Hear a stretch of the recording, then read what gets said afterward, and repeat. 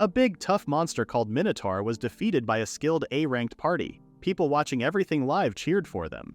In this world, everyone loved the Labyrinth, a place full of exciting secrets and treasures. Later, at a bar, a red mage and alchemist named Yoke Feldio said he was leaving the party. His friends got quiet and then started laughing. Simon Berkeley, the leader of the A-ranked party Thunderpike, said Yoke was holding them back and only let him join because they were childhood friends. Yoke was upset that Simon didn't want to hear his side. Yoke complained that he didn't get paid much for being a red mage in the backline. He had to spend his own money on potions and magic items to help the team. He felt like he was losing out. Simon said Yoke was weak, so that's why he didn't earn much. Then, Barry the Warrior said they didn't need support from Yoke from the start. Jamie the Wizard laughed because Yoke was causing a fuss about how the rewards were shared. Yoke asked Camilla the Priestess, who he supported a lot, for backup, but she just told him not to drag her into the argument. In the end, Yoke gave up and agreed to them. Everyone laughed out loud, saying they could do well without him. Yoke was so speechless that he tried to leave, but Simon stopped him, advising him to apologize for his joke for quitting. Yoke decided to say something and face Simon. He loudly cursed in front of his childhood friend and put up the middle finger. The next day, Yoke became jobless at the age of 20. As a red mage, his main tasks were supporting or odd jobs. For the past 5 years, he worked hard despite not being on the front lines. Just then, he noticed an adventure broadcast but didn't feel like watching it. He realized his dream of becoming an adventurer was getting far away. He calmed himself down and reassured himself that he could still find a job since he had B-rank credibility. However, there were no available solo jobs for a red mage like him. The guild receptionist offered to recommend him for some jobs but still suggested joining a party, though it was rare to accept a red mage. Yoke cried his eyes out, realizing that society disregards red mages to an extent. He was desperate since he was on the verge of losing his budget. Yoke suddenly noticed a stir nearby. A big guy got upset because a girl turned down his offer for a drink. The girl, dressed in armor, kept refusing, which made the guy even angrier. Yoke could tell the guy was bitter. Just then, Mamar, a guild receptionist, showed up. She came out after hearing the commotion and Yoke's situation. She then asked Yoke, the most reliable guy around, to calm things down. She was confident Yoke could take down someone like the angry guy with just one hit. Mamar nudged Yoke forward. Yoke confronted the guy and the muscular man tried to attack him.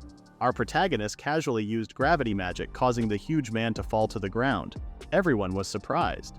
Yoke felt disappointed that the man fell with just one gravity attack. Mamar felt bad because gravity magic was only considered support magic, making Yoke feel hurt again. Yoke had checked on the girls who were bothered by the guy. When he saw the girl in armor, she seemed familiar to him.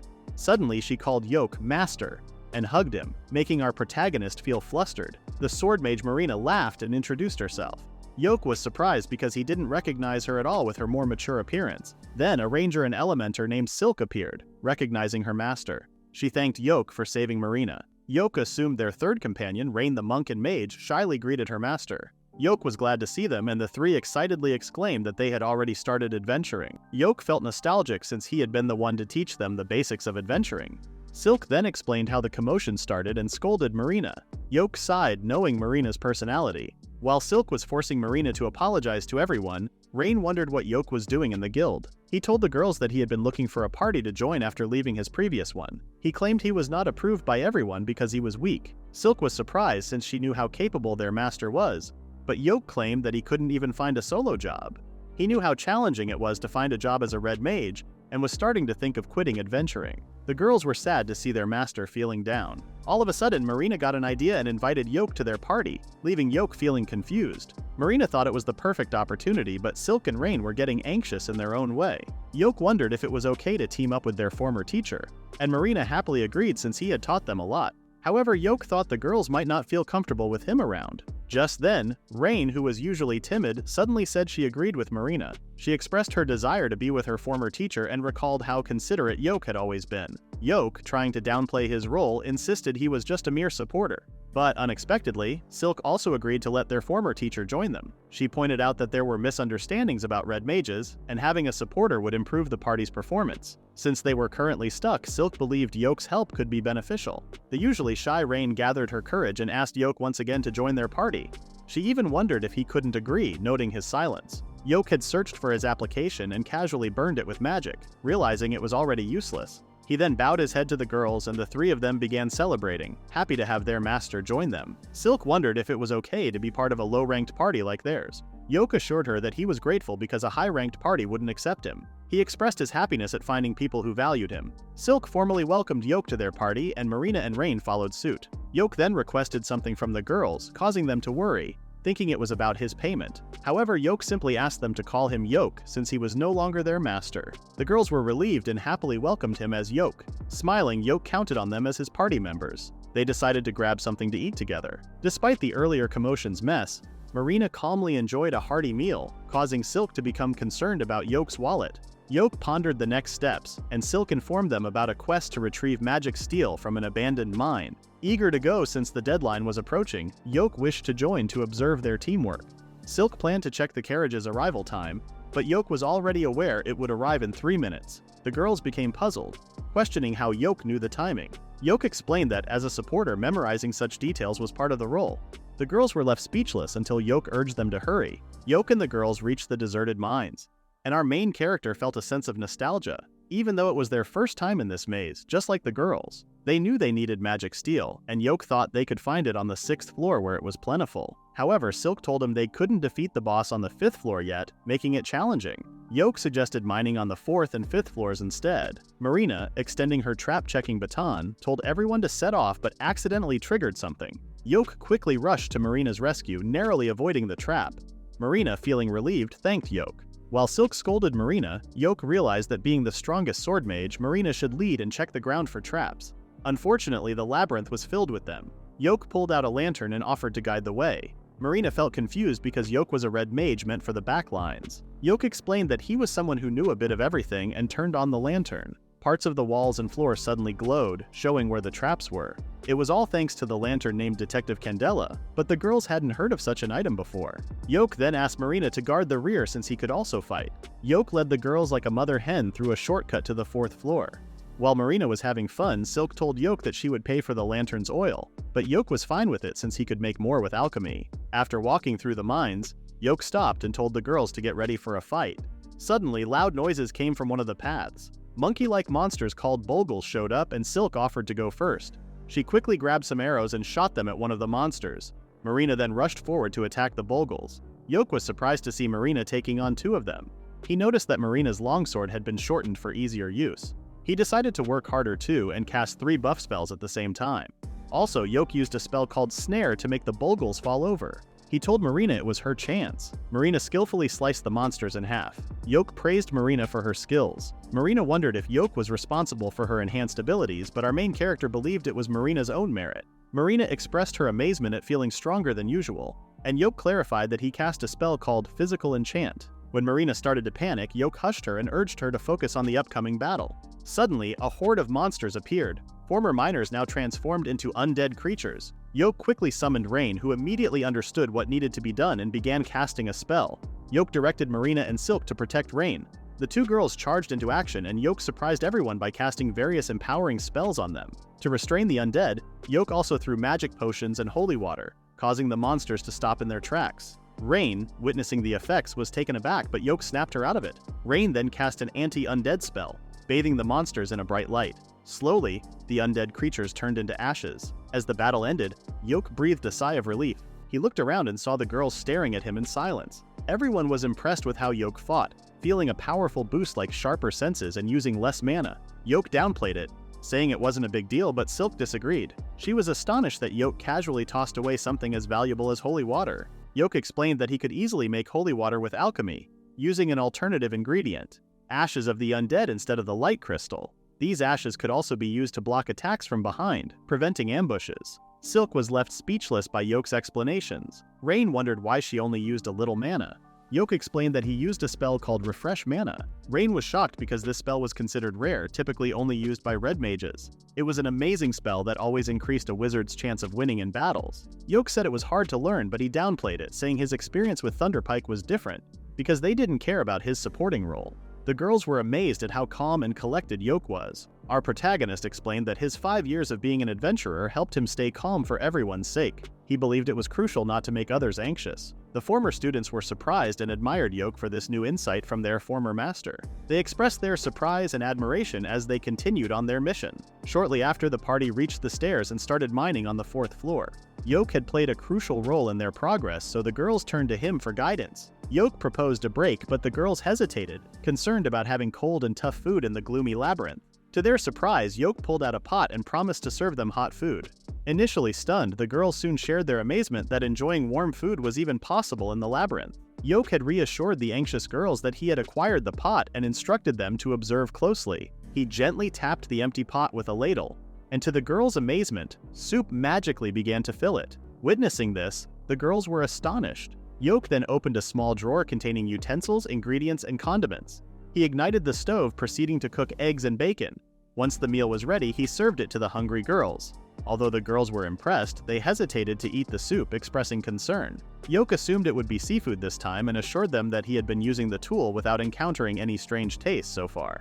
Marina, taking a sip, was pleasantly surprised by the warm soup. She remarked that it tasted rich. Silk and Rain also sampled it and confirmed that it was clam chowder. Marina couldn't help but wonder if she was dreaming as she found herself enjoying warm food within the labyrinth. Yoke had explained that he used a tool called soup stock, which he had acquired from a ruins and fixed up. However, every time it was used, it produced a random soup. Rain, a mage, became more interested, but Yoke wondered if she had dwarf blood, given her fascination with magical items. Silk then mentioned that there was magic power in the food. Yoke praised her magical intuition and clarified that cooking was similar to alchemy. Silk then questioned whether Yoke used magic power as an ingredient, realizing the innovative nature of his cooking. Rain advised her to stop overthinking and just go with the flow, an unconventional approach for a mage. Everyone had finished their meal and thanked Yoke. Being supportive, Yoke requested the girls' equipment for a maintenance check. The equipment was laid out, and the girls observed their master thoroughly inspecting everything. Silk wondered if it was necessary to be so thorough and memorize their equipment. Yoke explained that it was his responsibility as a support. He reminded them that they would start mining on the next floor, and the stairs were a safe area where monsters didn't appear, providing a place for them to rest. Silk finally understood why Yoke had chosen the stairs. Suddenly, Marina questioned why Yoke was so serious about everything. She mentioned that she had never seen a supporter so aware of the entire party's equipment and carriage schedule. Yoke explained that it was because he was a Red Mage and needed to put in extra effort. The girls were impressed, seeing Yoke as a hardworking person. Yoke could sense that the girls were curious about his motivation for working so hard, and surprisingly, he revealed that it was for his dream. He asked the curious girls not to laugh and shared that his dream was to conquer the world's top labyrinth called Achromatic Darkness. Rain had suddenly spat out her drink, insisting she wasn't laughing. Yoke understood her reaction. The labyrinth they discussed was one of the Abyss Gates, the deepest and most perilous. Rain had heard these gates were like portals to another world, making her curious if Yoke desired to venture there. However, Yoke clarified he only sought to witness the end of the world. After a brief silence, Rain remarked that Yoke's dream suited him. Out of the blue, Marina offered to assist Yoke in achieving his dream. Initially surprised, Yoke explained it was a personal wish, but Marina argued he couldn't navigate the labyrinth alone, emphasizing the strict requirements of A-ranked or above parties. Yoke questioned her motivation, and Marina responded with a rather unexpected reason. It sounded romantic. Rain chimed in, agreeing that the bigger the goal, the more passionate one becomes.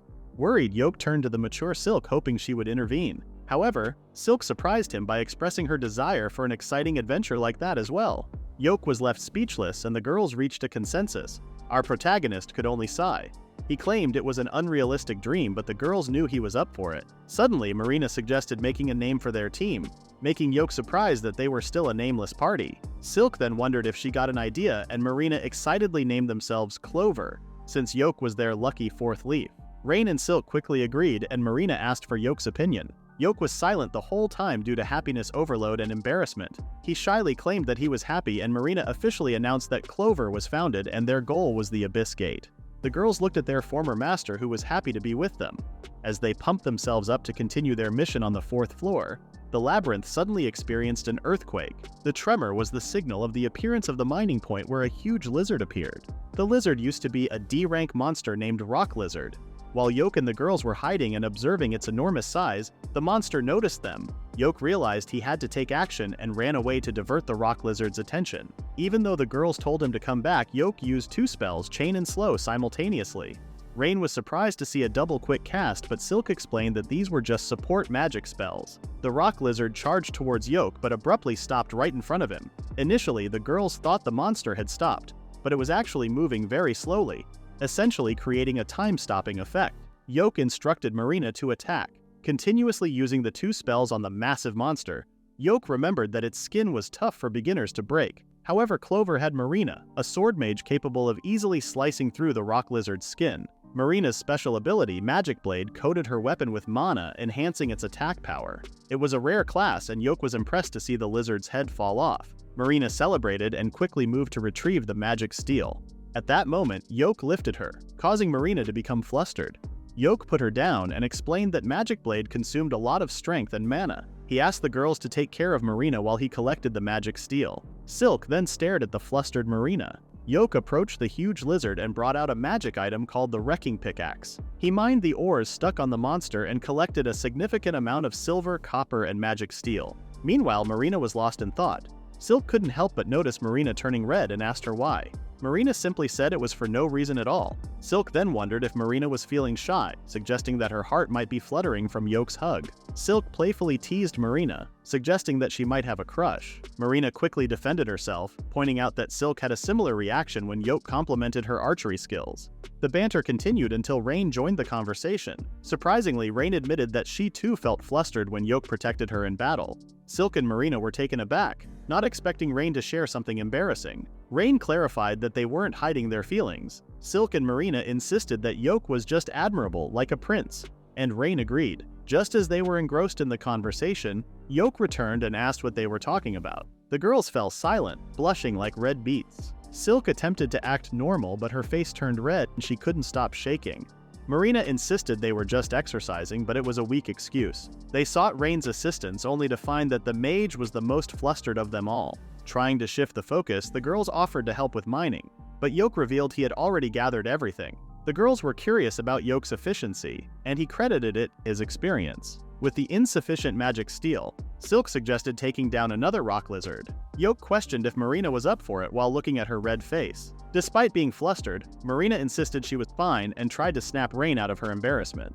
With no response, Marina simply declared that they should move on. The group had reached the entrance to the boss room without running into another rock lizard. They debated whether to venture further, but Silk felt uneasy about it. Then decided they should proceed to the 6th floor. However, they had to deal with the boss monster on the 5th floor, also known as the Novice Killer, first. Yoke listened to the girls' concerns about facing it, but he reassured them that their party could handle it. With confidence, he assured the girls that he would give his all to defeat the boss and demonstrate his usefulness to the team. The girls hesitated for a moment, stating that Yoke had already proven himself. Encouraged by their master's confidence, Silk asked Yoke to stay determined and not to lose. With everyone's agreement, Yoke took something out of his bag and told them to get ready for a battle. Marina was really surprised when she saw GoPro-kun, a magic item that automatically records. Impressively, Yoke had the flying version. Marina wondered if their fight would be recorded, but Yoke just wanted to keep a record. Marina then suggested that Yoke should broadcast their fight because it sounded like fun. Yoke was nervous about showing his face as he hadn't been able to do it properly with his previous party. Marina pointed out that broadcasting was beneficial for parties. Yoke somewhat agreed, considering Adventure Broadcast was the world's largest platform for adventure content, featuring raids with commentary, item reviews, cooking shows, and potion-making processes. Adventurers basically became celebrities and gained fame and wealth. Yoke didn't really want to become a celebrity, but advertising themselves to get a few more quests exclusive to Clover was something he hoped. Yoke had asserted that putting in maximum effort wouldn't change things, as gaining views was not an impossible task. Determined, he activated GoPro-kun for the broadcast, casting 3 support spells: Great Haste, Blink Shadow, and Protect Shade. On himself, he opened the door where the 5th floor boss awaited. Yoke proudly announced Clover's inaugural adventure broadcast. They had searched for the boss monster, but it loomed in front of them, a massive crab named Steel Crab. Without warning, it swiftly charged towards them. Yoke instructed the girls not to panic and guided them on where to attack. Yoke then cast not 1, not 2, but 6 spells to weaken the enemy. The steel crab stopped in its tracks, and Rain was astonished to witness a multi-quick cast. Yoke decided to conclude his chain of spells with gravity. The steel crab collapsed to the ground, shaking the earth beneath them. The girls, surprised, hid behind Yoke. Yoke told them it was their chance to attack since the monster was now crippled. However, As he checked on the steel crab, he noticed something that made him break into a cold sweat. He claimed that he accidentally defeated the boss monster on his own. Marina jumped in, calling Yoke fantastic while on top of him, and Rain mentioned that double quick cast was already impressive, but Yoke casually performed many of them. Yoke confirmed he used 6, causing Rain a headache. Silk wondered how Yoke managed to one-shot the boss monster when they were all supposed to be support magic users. Yoke explained that he used Paralyze, Slow, and Chain to stop the monster's movements, Blindness to prevent surprise attacks, Venom to weaken its strength, and Collapse to make its joints prone to breaking. Gravity was the finishing move, used only to make the monster fall to the ground. Yoke apologized, thinking he would only deal some damage as support, but the girls were delighted by the spectacle and showered Yoke with compliments. Yoke, suddenly embarrassed, told them to celebrate later. It seemed someone was weak to compliments. Yoke then explained that the allure of labyrinths lay in the treasures they yielded. They proceeded to unlock the treasure chest dropped by the boss monster. Upon opening it, their eyes widened at the sight of numerous ores and top-notch ingots. Silk also spotted a good amount of magic steel, marking the fulfillment of their mission. Silk felt relieved, while Rain was preoccupied searching for rare magic items. Marina, on the other hand, sought confirmation on whether they could exchange the treasures for money. Yoke affirmed, and Marina rejoiced. It was clear what she desired. Yes, she was hungry. Meanwhile, at the Finesse Adventurers Guild, a ranger and thief named Cork was griping about being a member of the Thunderpike party led by Simon. He moaned about how the party had been too demanding, and he even called their abilities a mistake from the start. Barry labeled Cork as a coward right after they gave him the tasks that Yoke used to handle. Jamie chimed in, mentioning that they had been struggling lately since Yoke was no longer with them, and started to say something more. Simon banged the table, emphatically instructing everyone not to mention Yoke's name. He clicked his tongue and cursed at Yoke. What happened to Thunder Pike? A few hours ago, on the 4th floor of a certain maze, the whole team was surrounded by direwolves. Simon got frustrated when he saw more monsters than usual. While Barry was fighting some of the wolves, he mentioned how strong the monsters had become, surviving his attacks. Simon was confused, recalling that they had gone to the same maze many times before and even reached the 10th floor, but this time, they were stuck on the 4th floor. Simon and Barry blamed the newcomer Cork for dragging them down. Cork then explained that he tried to stop them, but the two overconfident guys didn't listen. He called them stupid for not bringing beast repellents, which Simon didn't know about. Cork clarified that dire wolves would gather after tracing their smell, and using beast repellent to erase their scent on the way was common knowledge. He assumed that Thunderpike, their regular group, had some, as they always went to the same maze. While they argued, a dire wolf suddenly attacked Jamie. The poor mage was tossed around like a toy, and Barry and Simon rushed to save her. Simon checked on her and found her battered, with her clothes falling off. Simon asked Camilla for healing, but she was out of mana. Simon pushed her aside and attacked more incoming direwolves, thinking he had taken them down in one shot, but they were still standing, looking okay. He was shocked because normally the wolves would die instantly. Cork asked what Simon was talking about, explaining that it's tough to deal critical damage to direwolves, and suggested they should have at least used a physical enchant potion even if no one was supporting. Cork then recommended running toward a safe path he had discovered. Everyone took a break on a nearby staircase. Despite attempts to wake up Jamie, she remained unconscious from the wolves' critical attack. Simon instructed Camilla to use a potion to replenish her mana so she could cast healing magic on Jamie, but they discovered the potion had run out. Simon, puzzled because they always had enough mana potions before, questioned the others.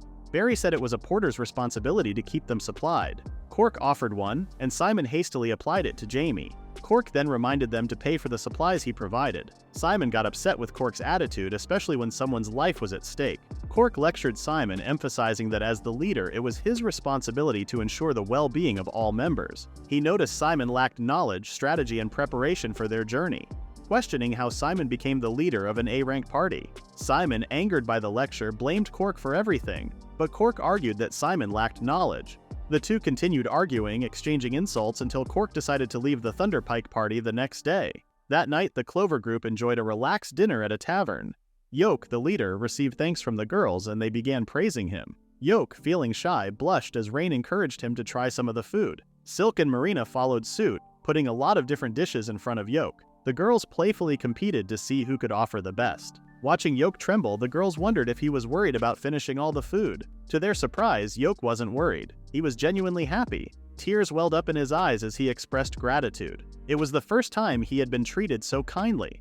Suddenly, Yoke remembered that he was the girl's master and should not let compliments get to his head. Trying to regain his composure, he aimed to act mature and courteous. Silk noticed his attempt and reminded him not to be too formal in front of them. She suggested that since the girls followed Yoke's guidance, he should officially become the leader of the Clover Party. Yoke felt surprised when Silk suggested that he should be their leader. Silk mentioned that they were initially troubled without a leader, but Yoke arrived at the right moment, attributing it to the guidance of the spirits. Yoke attempted to rationalize the situation, but the girls quickly agreed, stating that he seemed more like a leader than any of them. Despite Yoke insisting that he had just joined them, Marina excitedly announced the official founding of the Clover Party. Yoke couldn't find words, his concern growing as he observed how easily the girls placed their trust in others. Taking care of them, Yoke believed, was a leader's responsibility, and among them, he had the most experience.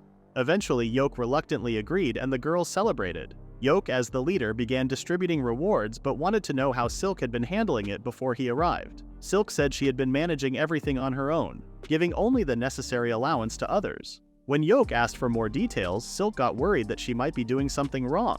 Yoke reassured her, saying it was for their dream, and he supported her efforts. This made Silk feel a bit flustered. Yoke then inquired about their days off, and Silk confirmed they had 2 days per week.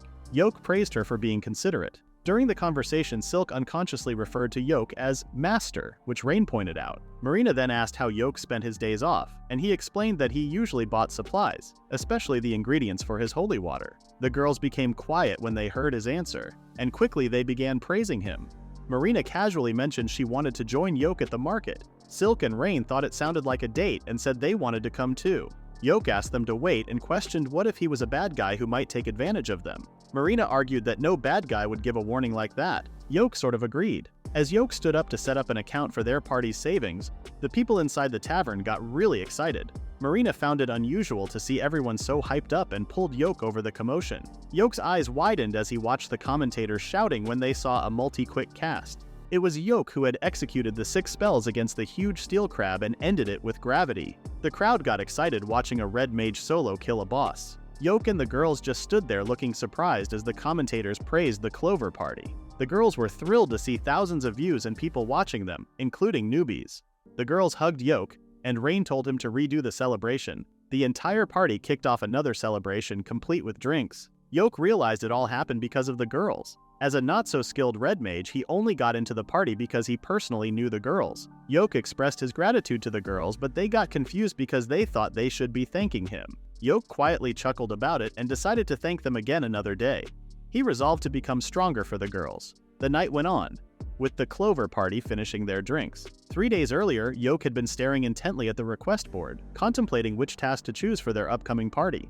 At that moment, Mamar approached and inquired if everything was all right. Mamar confidently asserted that the Clover Party could effortlessly handle quests with substantial rewards. However, Yoke was more interested in selecting a quest that would provide valuable experience for the group. Observing Yoke's seriousness, Mamar couldn't help but chuckle at how Yoke was taking on the role of a master. Yoke jokingly asked Mamar to refrain from teasing, and in response, Mamar presented a quest specifically for the esteemed Yoke. It turned out to be a C-ranked mission involving the delivery of some pebbles from the Yonman waterfall. Yoke was taken aback, considering that gathering quests were typically classified as D-ranked. Mamar explained that there were extenuating circumstances. Yoke remembered that the Yeoman waterfall was close to Orden Lake, an area suitable for novice adventurers. In brief, the pebbles were essential materials for creating light sources and magic items. Putting the pieces together, Yoke deduced that there was an unusual event occurring in the lakeside forest of Ordan Lake. Mamar confirmed Yoke's suspicion, revealing that a massive demon beast was lurking there,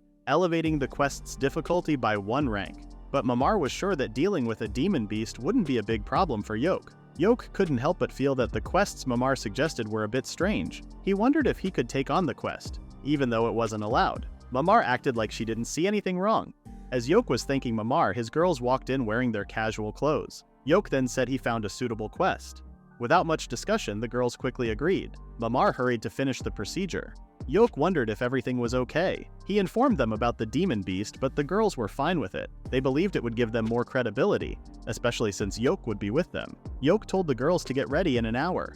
When Mamar returned with the confirmation note, Yoke realized she had planned to give them the quest from the start. Mamar was excited because it would be great to watch a demon beast on a live broadcast with Yoke subduing it. She even brought out some baby fireworks and congratulated Yoke for reaching 10,000 views on their Steel Crab live broadcast. Mamar was thrilled and happy that Yoke, who had been unlucky before, was now gaining recognition. It felt like her son was finally being acknowledged, surprising Yoke. She made it clear that she was more of a mother figure than a romantic interest. Yoke couldn't believe that they were getting a lot of views, and Mamar confirmed that people were eagerly waiting for the next installment. With a disappointed expression, Mamar talked about Yoke's former comrades. She mentioned that the newcomer to Thunderpike had left after just one day and seemed to struggle with quests. She warned Yoke to be careful, emphasizing that they didn't know what people might do when they hit rock bottom. Despite leaving the party, Mamar insisted that Yoke was still not safe. Yoke fully understood Mamar's concern and thanked her. Shortly afterward, Yoke left the Adventurers Guild to prepare for the upcoming quest. Unbeknownst to him, a shady figure was stalking him with a fiery glare. Yoke kept walking and the suspicious person followed. Yoke stopped to check the time, realizing it was getting late. He needed to meet the girls. He wondered why the person was following him so clumsily. Thinking that Thunder Pike might have sent them, Yoke decided to confront the person by leading them to a nearby corner. Curious about what the E-ranked adventurer named Vegio wanted, Yoke asked. Vegio tried to confirm if he was Yoke, and Yoke denied it. In a hurry, Yoke asked Vegio to keep the conversation short. Frustrated, Vegio ordered Yoke to leave his party, accusing him of repeatedly approaching the girls. He wondered how Yoke managed to be with them. It dawned on Yoke that Vegio was the one stalking his girls. Vegio drew his sword, threatening Yoke to stay away from the girls. However, Yoke quickly used Snare and Sleep Mist, causing Vegio to fall to the ground. Onlookers assumed he fell due to intoxication, giving Yoke the chance to leave the area. Shortly afterward, Yoke caught up with the girls in the carriage. He shared with them that he had encountered their stalkers, specifically the chubby man. Silk informed their master that Vegio had persistently asked to join them many times. She added that it would have been okay if Vegio were strong, but he was only an E-rank and, to make matters stranger, a bit odd. Yoke then recounted an encounter where Vegio unsheathed a sword in front of him. This made the girls concerned for Yoke, but he assured them that nothing dangerous had transpired. Yoke was just relieved that Vegio hadn't done anything peculiar to the girls. Rain had been impressed by how mature Yoke was despite being the same age. Yoke in turn was shocked to find out they were of the same age.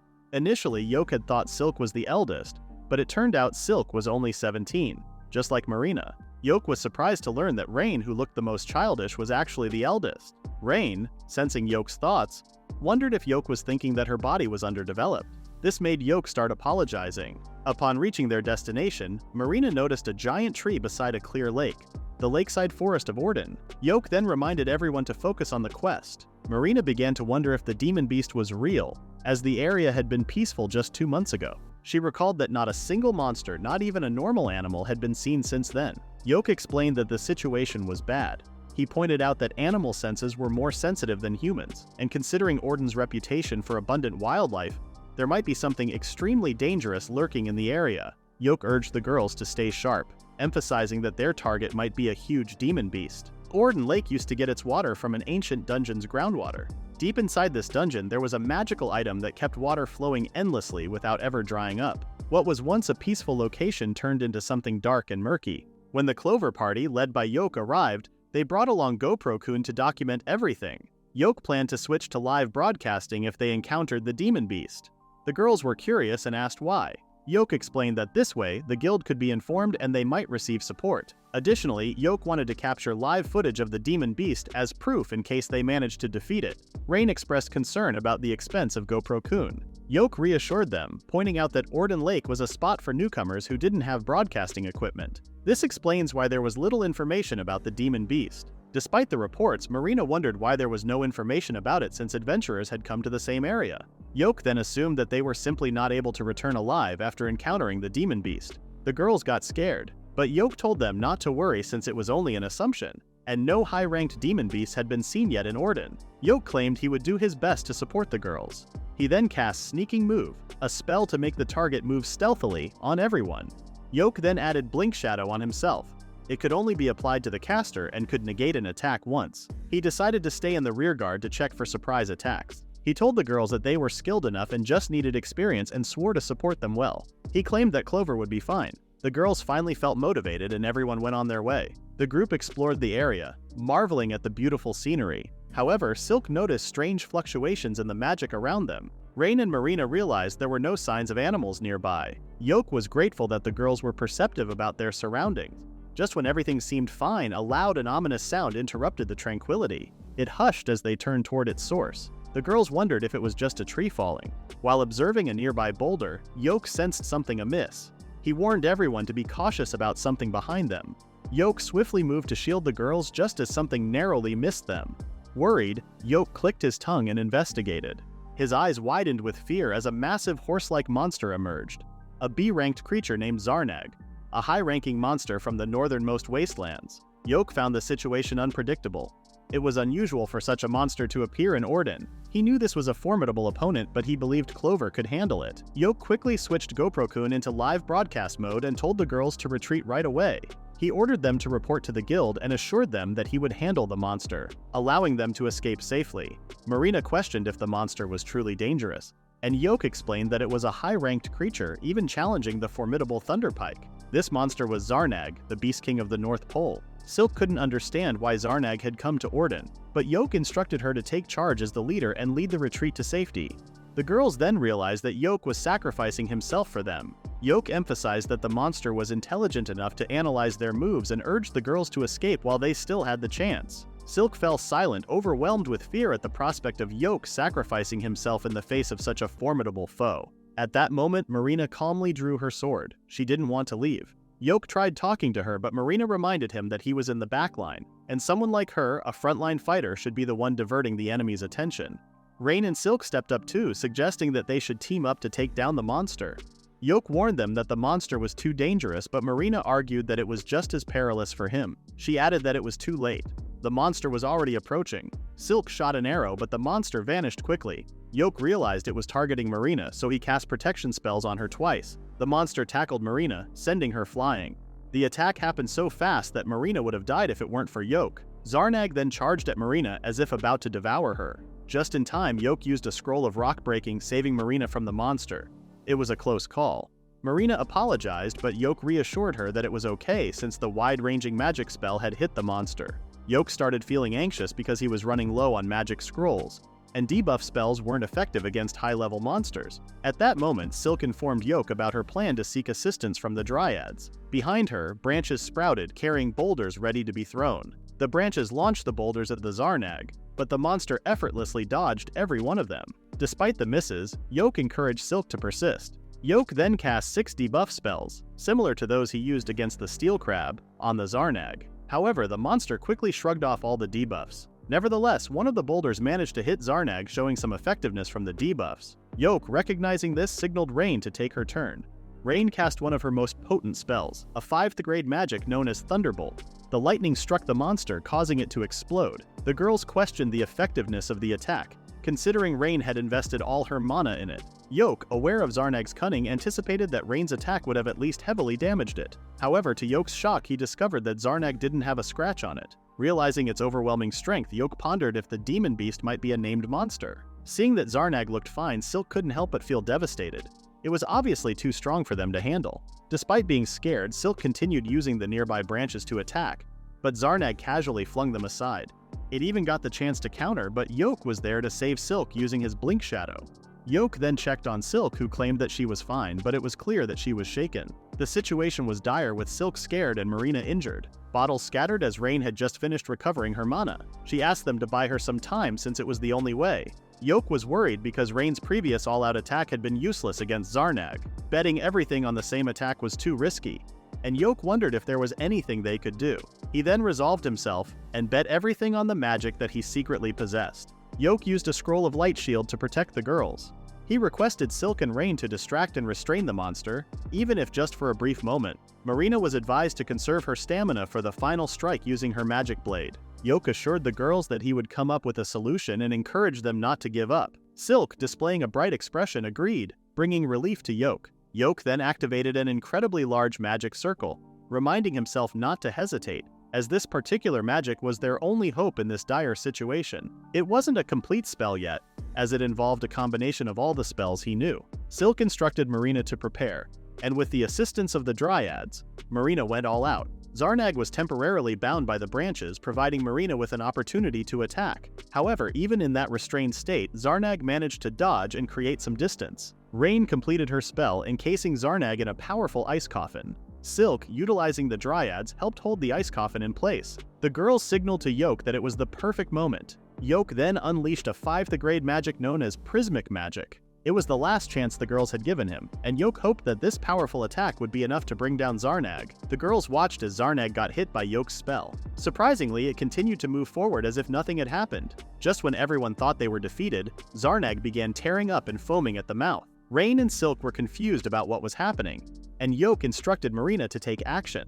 Marina drew her magic blade, acknowledging that they would have perished without Yoke's help. The rest of the group, including the other girls and Yoke, encouraged Marina, knowing that they couldn't face Zarnag individually. Despite this, Marina achieved victory for the team by slicing Zarnag's thick neck in one powerful stroke. Zarnag's head flew off and rolled to the ground. Yoke knelt down, realizing they had won. Silk and Rain hugged him tightly, with Marina joining in. Yoke noticed the girls were unusually quiet during the embrace, but he hugged them back, concluding the raid in an emotionally charged silence. 2 days earlier, the Clover Party had returned to the Adventurers Guild without any problems. They became famous after successfully subduing Zarnag, a feat that was broadcasted live. Silk found it surprising that they were getting attention now, and Rain felt proud that Yoke's true power was witnessed by everyone. However, Yoke wasn't comfortable with all the attention he was receiving. The girls encouraged him to be more confident, assuring him that he was incredible enough to use an original spell. This revelation surprised Marina, who had been asleep when Yoke explained the magic he used. Amazed, she wondered how it worked. Yoke then explained that he simply combined alchemy with various types of magic, including various status ailments and debuffs simultaneously. Rain, as a mage, was impressed, noting that multicasting could combine multiple spells into one. Suddenly, Yoke's expression went blank and Rain noticed. Yoke had made a mistake, unintentionally revealing his true feelings on his face. Rain asked him to share whatever was on his mind. Yoke smiled, realizing that Rain could see through him. He had been trying to keep silent about the spell, but as he began to explain, Benwood, the guildmaster, appeared. The girls were scared by his imposing presence. Benwood wanted a private conversation with Yoke and asked the others to follow. Yoke had a sense of foreboding about it. Later, at the guildmaster's office, Benwood and Mamar greeted them to discuss their recent quest. Benwood happily praised everyone for defeating Zarnag, but oddly, he specifically praised Yoke without clear reasons. This made everyone uneasy. He then brought up the live broadcast where people saw Yoke's unique spell, one that hadn't been officially recognized. If the Royal Academy deemed it forbidden, Yoke could face serious charges. The girls passionately defended Yoke, insisting that he use the spell to save them. Benwood urged them to calm down, emphasizing that it was only a possibility. He then stood up, apologized for getting the Clover Party into trouble, and assured them that he would take full responsibility. He mentioned that he had already received a positive response from the Royal Academy. At that moment, Mamar apologized as well, admitting that she was the one who assigned them the quest. The girls were surprised to see experienced adventurers apologizing to them, and insisted that it was all thanks to Yoke. They urged the veterans to lift their heads. Benwood and Mamar then expressed their gratitude. Benwood, looking at the girls, complimented Yoke on having excellent disciples. Yoke grinned, expressing his pride in them. Benwood agreed and recalled the Royal Academy's response. The message stated that the spell's widespread use was prohibited, but since it was evident in the broadcast that Yoke hadn't violated any rules, he was not guilty. Benwood clarified that the magic would be exclusive to Yoke alone. Upon hearing the news, the girls celebrated, but Benwood cautioned them not to celebrate too early. He went on to recognize each girl's individual performance during the raid and announced their promotion to C rank. The girls were elated by this great news. Yoke, on the other hand, achieved even higher recognition, being promoted to A rank after showcasing his original magic against Zarnag. The girls were even more excited than Yoke upon learning this. Yoke, initially speechless, eventually laughed it off. Benwood was surprised by Yoke's subdued reaction to achieving the rank he had always desired. Yoke explained that it was too sudden for him. Benwood smiled, congratulated Yoke, and reminded him that he was now an A-rank adventurer. Shortly after, Mamar presented their rewards, and Silk pondered whether it was okay to accept them all. Mamar clarified that the quest had now reached a B-ranked status, and because their party had brought back Zarnag's body intact, the money in front of them was a reasonable reward. Benwood then spoke up, offering a personal reward of 1 platinum coin, a premium in the kingdom. He presented it as an apology, surprising the girls with the generous amount. Benwood claimed it was mere pocket change for him as a guildmaster. Marina wondered about its value, and Mamar explained that it equaled 100 bills. Silk, upon hearing this, exclaimed that they had already achieved their goal of buying their own base. The girls celebrated and Yoke congratulated them. In that moment, Silk questioned whether it was appropriate to be rewarded with such a significant amount. She felt uneasy about achieving their goal so easily. Yoke reassured her, urging her not to be formal and emphasizing his full support for their dreams as a fellow party member. Silk warmly agreed, but the veterans playfully teased them about being a great team. Despite Yoke's attempt to clarify that there was nothing romantic between him and the girls, Benwood jokingly told them to leave, and the girls playfully dragged Yoke away. Benwood had watched the Clover party leave from his office. He found it amusing that teasing Yoke was still so effortless. Mamar had cautioned Benwood about going too far, but the guildmaster argued that Mamar was even more relentless in teasing. Then their conversation took a serious turn as they discussed a named monster that had unexpectedly appeared in Orden. Benwood anticipated an overflow occurring. Even more concerning, a stampede might be on the horizon. A month ago, a show aired, and it was about the Clover Party. Everyone was excited to see the team take on a monster named Lefty Hand. The commentators praised Yoke a lot, calling him the leader of the party. As they talked about Yoke's fast multicast skills, a man at a table started shaking with anger. There was a loud slam on the table, and people found out it was Simon from Yoke's old group. Simon was frustrated to see Yoke become A-ranked, with everyone cheering for him. He didn't understand why people found it interesting to watch the Clover Party defeat low-floor bosses. Simon thought they were all foolish. He was also upset that more adventurers were becoming weak. Thunder Pike, his current, always lacked members and kept failing their quests. Because of this, a sponsor decided to stop supporting them. Simon tried recruiting official members for Thunder Pike, but no one stayed, and he blamed Yoke for their misfortune. Barry then accused Yoke of being arrogant, and Simon couldn't believe they were the ones suffering. Suddenly, Barry had an idea. Since they couldn't find a new member, he suggested recruiting Yoke back to Thunder Pike. Simon was confused by Barry's suggestion. Barry insisted that Yoke was better than everyone else. Simon agreed, remembering they never failed a quest with Yoke. Simon thought having Yoke around meant they wouldn't have to do errands themselves. However, he worried because Yoke left on his own. Barry assured Simon that Yoke would come back, citing money as the reason for his departure. Barry suggested raising Yoke's salary, convinced it would bring him back. Simon knew Yoke wouldn't build credibility by sticking with low-ranked quests. Despite this, Simon agreed to compromise for Yoke and supported Barry's idea. Simon recalled Yoke's dream of reaching the Abyss Gate, requiring permission from the Adventurers Guild, the government, and being in an A-ranked party. Simon felt embarrassed that Yoke left their qualified party because of money. Barry encouraged Simon to talk to Yoke when they met, and Simon repeated his willingness to compromise. They cheered, claiming they were being generous for Yoke. A few hours ago, the Clover Party faced off against a C-ranked demon beast named Lefty Hand. The hand monster launched magical attacks, but Yoke quickly stepped in, creating shields and protecting Marina, who was at the front. Silk enlisted the help of the Dryads to restrain the monster, allowing Rain to unleash a 4th grade spell known as Lightning. Despite their efforts, the monster proved resilient. Recognizing the need for a stronger move, Yoke employed the trusty Scroll of Rockbreak. Spikes of hardened earth shot through the hand monster, causing it to crash to the ground with a loud thud. The team celebrated their success, having defeated the monster, and Yoke concluded the live broadcast. With the quest accomplished, they made their way back to the guild. A month had passed since Clover was founded. Despite facing challenges, the girls had improved through their experiences. Carrying their dreams, they tirelessly worked on their skills, guided by Yoke. Each girl became stronger in her own expertise and roles. When they returned to the guild one night, Marina wondered if Mamar was still there. Yoke questioned her interest, and Marina explained that Yoke seemed close to Mamar. Yoke shared that Mamar had been a great help when he was a newbie adventurer. He described Mamar as the most senior staff in the guild, once known as the Grey Hermit and the strongest among the previous generation of adventurers. Rain teased Marina about being jealous, but she denied it. Silk reminded everyone to focus on counting their adventurer credits and suggested they spend the night drinking together. As they talked, someone approached and greeted Yoke. Yoke instructed the girls to report to the receptionist first. Though worried, they hurried off as Yoke asked Simon what he wanted to discuss. Simon haughtily smiled, indicating he had something to talk about. He had invited Yoke to grab a drink and chat with Barry at their table. Yoke sighed, saying he was tired from dungeon exploring. Simon stopped him, saying he had a good deal that could help Yoke. Our main character scolded his childhood friend, warning him about scams. Simon told him to stop lecturing, which angered Yoke. Simon bragged and blamed Yoke for not listening. Yoke remembered how Simon always made himself the hero of his stories. Yoke tried to excuse himself, but Simon grabbed his shoulder, insisting he go back to Thunder Pike. He said Yoke might miss a good deal and offered to solve money problems. Yoke got mad at Simon's nonsense. He agreed that money was part of why he left, but said the main reason was that they thought the Abyss Gate was nonsense. Plus, he was now part of Clover, a group with similar dreams. Yoke declared he was the leader of Clover and couldn't return to Thunder Pike. Simon got upset, questioning Yoke's attitude. Yoke claimed he was being neutral and reminded Simon that he agreed to him leaving Thunder Pike since they saw him as useless. Simon said they should act like adults and have common sense. Yoke wondered what trouble he caused for Simon to act petty. Simon said they'd been failing quests since Yoke left. Yoke told him to recruit new members as he was treated like baggage. Simon said Yoke was being exploited by his current party, calling the girls shameless for their low credibility.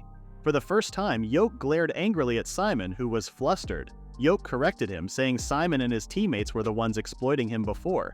He wondered who the real shameless inferiors were. Yoke made it clear he wouldn't return to Thunder Pike and asked Simon to leave his current party. Yoke said his goodbyes and left. Simon claimed Yoke would regret his decision and left with Barry. Yoke rejoined the girls, and Marina began to wonder if Simon was someone from Yoke's past gatherings. Yoke assumed the girls had overheard everything and said sorry for the disturbance. Marina suddenly hugged Yoke and inquired if he would go back to Thunder Pike. Yoke already knew she had heard him mention it to Simon. Marina asked again, her concerns more evident in her eyes. Yoke apologized for causing her worry and assured her that he wanted to be with her for as long as possible. The girls blushed upon hearing Yoke's words, which seemed like a proposal. Yoke tried to clarify that it wasn't a proposal, but Silk reminded him that polygamy was accepted in their country. Another day dawned for the Clover Party, and an elderly man resembling the owner of KFC joined them. Despite appearances, he wasn't a fast food chain owner but a realtor ready to help the girls find their dream headquarters. Onlookers observed as they strolled through the streets. Monday, the old man felt honored to be chosen by a rapidly growing party. Yoke was pleased with their growing fame, but the intense gazes from men bothered him. Understandably, he was in the company of 3 beautiful girls. Silk expressed gratitude that Yoke accompanied them, though Yoke didn't mind it. Yoke admired Silk for connecting with a friendly real estate agent, and Silk mentioned consulting with Mamar. She wondered if Yoke also had knowledge about real estate. Yoke casually mentioned that a support member should have some knowledge about it too. The Monday real estate agency used to be well known, had a strong reputation, and had close ties to the guild. On that Monday, they introduced the first house, a bungalow close to the guild, market, and trading centers. The girls were impressed because it was newly built. However, Yoke noticed some shortcomings, particularly regarding security. He explained that bungalows are easy targets for theft, especially for women living in them. Monday was impressed by Yoke's knowledge, and Marina loudly supported his insights. Even though the house was great, the Clover Party decided to check out the next one. They soon arrived at a huge renovated apartment building with shared spaces and individual rooms. Yoke was impressed to see underground storage and a terrace. Despite being far from the guild, Yoke told the girls that the place was great, and they all unanimously agreed. Monday then suggested checking out the third house since it was considered better than the apartment type. On their way, Marina got excited, but Rain noticed that Yoke seemed uncomfortable. He mentioned that Thunder Pike's base was in the neighborhood. Hearing this, Silk suggested canceling the trip to the third house, expressing her reluctance to have neighbors like the Thunder Pike Party. She assured Yoke that she wouldn't let them get close to him, causing our protagonist to blush. The other girls agreed with Silk's decision, and they signed the property deed. They celebrated, finally realizing one of their dreams, and Yoke congratulated them. He was pleased that the 3 girls would now live in a safe place, which left them puzzled. Silk explained to Yoke that it was their party's base, meaning that Yoke would also be moving in. Everyone fell silent, continuing to be confused. Yoke had asked again if it was him and them living together. Silk then corrected him, saying that they lived together as members of the Clover Party. Yoke claimed he was happy to be treated as an equal, but he was a man. With teary eyes, Marina asked if Yoke didn't want to live with them. Flustered, Yoke claimed it would be fun living with the girls, causing the girls to have different expressions. The girls threw more logical reasons on why Yoke needed to stay with them, especially if the girls were left all alone. In the end, Yoke agreed, making the girls victorious. Still, Yoke suggested putting locks on every room. The girls looked at each other and agreed since they knew what Yoke meant. Silk then decided to contact the moving agency so they could have an early celebration. In the past few days, Yoke and the girls brought in some furniture and set up the kitchen for a nice meal. Yoke even gave the girls a mirror that could show live adventure broadcasts. The girls were happy to have Yoke with them. Later, Yoke went to his bed and felt proud of his disciples. He was grateful to have his own room because he used to rent rooms before that. While thinking about buying supplies for the next day, someone knocked on his door. Rain showed up in her casual sleepwear, and Yoke felt a bit flustered seeing her in a vulnerable state. Rain asked Yoke for a favor. Yoke was taken aback by Rain not acting like her usual self. She then mentioned how Yoke didn't add a lock to his door despite telling the girls to do it. Sitting on Yoke's bed, she asked him for a favor, making Yoke feel flustered due to Rain's assertiveness. The following day, Yoke and Rain visited the marketplace where numerous magical items were on display. Yoke had grasped Rain's words from the previous night. Seeing Rain in casual attire, Yoke couldn't help but find Rain incredibly cute. Rain, curious about what was amiss, asked Yoke, who mentioned noticing how well-dressed Rain was. Flustered, Rain explained it was their first time going out alone together. Feeling unsure, Rain thought she might have made a mistake since it was her first time hanging out with a boy. She worried if she looked strange. Yoke, caught off guard, remained silent, making Rain uneasy due to his lack of response. Rain apologized and attempted to walk away, but Yoke asked her to wait and took hold of her hand. Time seemed to stand still for Rain, who blushed intensely. The two had restarted the awkward silence from earlier. Rain felt flustered when she realized she was holding Yoke's hand. She was surprised when Yoke pointed it out and said she didn't look weird but cute instead. The sudden compliment caught Rain off guard and she couldn't help but blush. Yoke then asked what Rain had been searching for. Rain admitted she hadn't come out to find something specific. She just wanted to spend time alone with Yoke. Feeling flustered, Yoke suggested moving on. However, they fell into another awkward silence until Rain giggled, realizing she had made things awkward. The two laughed it off and decided to casually wander around the market. Rain had wondered if Yoke was accustomed to visiting the shops. Yoke admitted that although many items seemed unimpressive, they often turned out to be surprisingly practical. Rain understood that Yoke possessed the ability to repair broken items as he was an alchemist. Yoke then shared that, with luck, he could even discover artifacts from labyrinths. Upon hearing this, Rain pondered if they might come across something that could enhance her magic sense. The two wandered around the marketplace, exploring various products while avoiding sketchy ones. Yoke felt happy seeing Rain enjoying the item they had just bought. However, he had noticed Rain acting strangely since the night before. Putting the pieces together, Yoke questioned Rain about whether there was something she needed to share with him. Rain became silent for a moment and then asked if Yoke was considering returning to his previous party. The atmosphere turned serious as they both fell silent again. Rain acknowledged Yoke's skills as an adventurer and suggested that he should pursue his dream with the A-ranked party instead of sticking with them. She felt that Yoke was wasting his talents with their group and apologized. At first, Yoke couldn't find the words to respond. He reminded Rain of the promise they made with the other two girls to reach the end of the Abyss Gate. Despite his initial hesitation, Yoke expressed his happiness that the girls supported the dream that his previous party had dismissed as ridiculous. He genuinely wanted to stay with them, and asked Rain not to distance herself from him. Rain's mood shifted, and she appeared more relaxed. The two then headed home together. At that moment, a man accidentally bumped into Rain, causing her to drop the magic item she had just purchased. A thief quickly seized the opportunity, snatching the item and making a hasty escape, laughing all the way. Rain, lacking her usual mace, attempted to fight back, but it proved challenging. Yoke, eager to catch the thief, faced unexpected obstacles as the street suddenly became crowded. Fearing he might lose sight of the thief, a girl passing by assured him she would handle the situation. This girl with animal ears skillfully navigated through the crowd with impressive agility. Rain and Yoke were amazed, barely hearing her footsteps as she ran. Observing her attire and abilities, Yoke assumed she was a seasoned adventurer. The girl successfully apprehended the thief and demanded that he return what he had stolen. The guards thanked the girl, and Yoke and Rain did the same shortly after. The girl seemed surprised by the gratitude, insisting it was nothing. She felt a bit awkward receiving sincere thanks. Despite her reassurance, Yoke and Rain were more focused on her cat ears. Yoke recognized her as a Furchi, a race known for keen senses suitable for scouts and hunters. However, he noticed that her skills went beyond her race's natural abilities. The girl then admitted that she always cared about other people's business, especially if a little girl was in trouble. Rain felt a pang of hurt upon hearing this. The girl, unaware of Rain's feelings, speculated whether Rain was Yoke's little sister, inadvertently causing more emotional distress. It wasn't long before the girl realized her mistake and apologized. She then assumed that Rain was Yoke's girlfriend, leading to a wide smile on Rain's face. Yoke attempted to deny the catgirl's assumption, but Rain intervened and stopped him. The catgirl had claimed she wanted to do something and invited Rain to join her. She noticed Rain's hair had come untied and fixed it, suggesting that Rain should have a lovely hairstyle for their date. Rain thanked her and smiled sweetly. The two continued chatting, and Yoke was impressed that the catgirl easily made friends with the shy Rain. Yoke realized that the Clover party didn't have a scout yet and hoped the catgirl could join them. Despite assuming she already had a party, Yoke wanted to invite her but needed to talk to his girls first. Suddenly, the catgirl called out to Yoke and asked if Rain looked cute with her new hairstyle. Yoke was stunned and admitted that Rain did look cute. The catgirl teased the two, noticing their shyness and red faces. Yoke then invited the catgirl to a meal as a thank you, but she didn't want to ruin their date. All of a sudden, the cat girl got really scared when she remembered something. She started to panic, saying she was in big trouble. In a haste, she said goodbye and left Yoke and Rain. Rain thought that the cat girl might be working for someone strict and scary. She smiled and said she had a feeling they would meet again. Yoke was surprised and watched the cat girl run away. He also had the same feeling. A week later, Yoke and the girls arrived at a dungeon. Yoke checked on how they were doing. All three girls were now wearing new gear that made them look even better. Yoke thought this was the kind of quality he expected from Earthies, a well-known workshop. He then told the girls to go on their first mission as a team. The Earthies workshop hired Quattro to explore a dungeon and come back.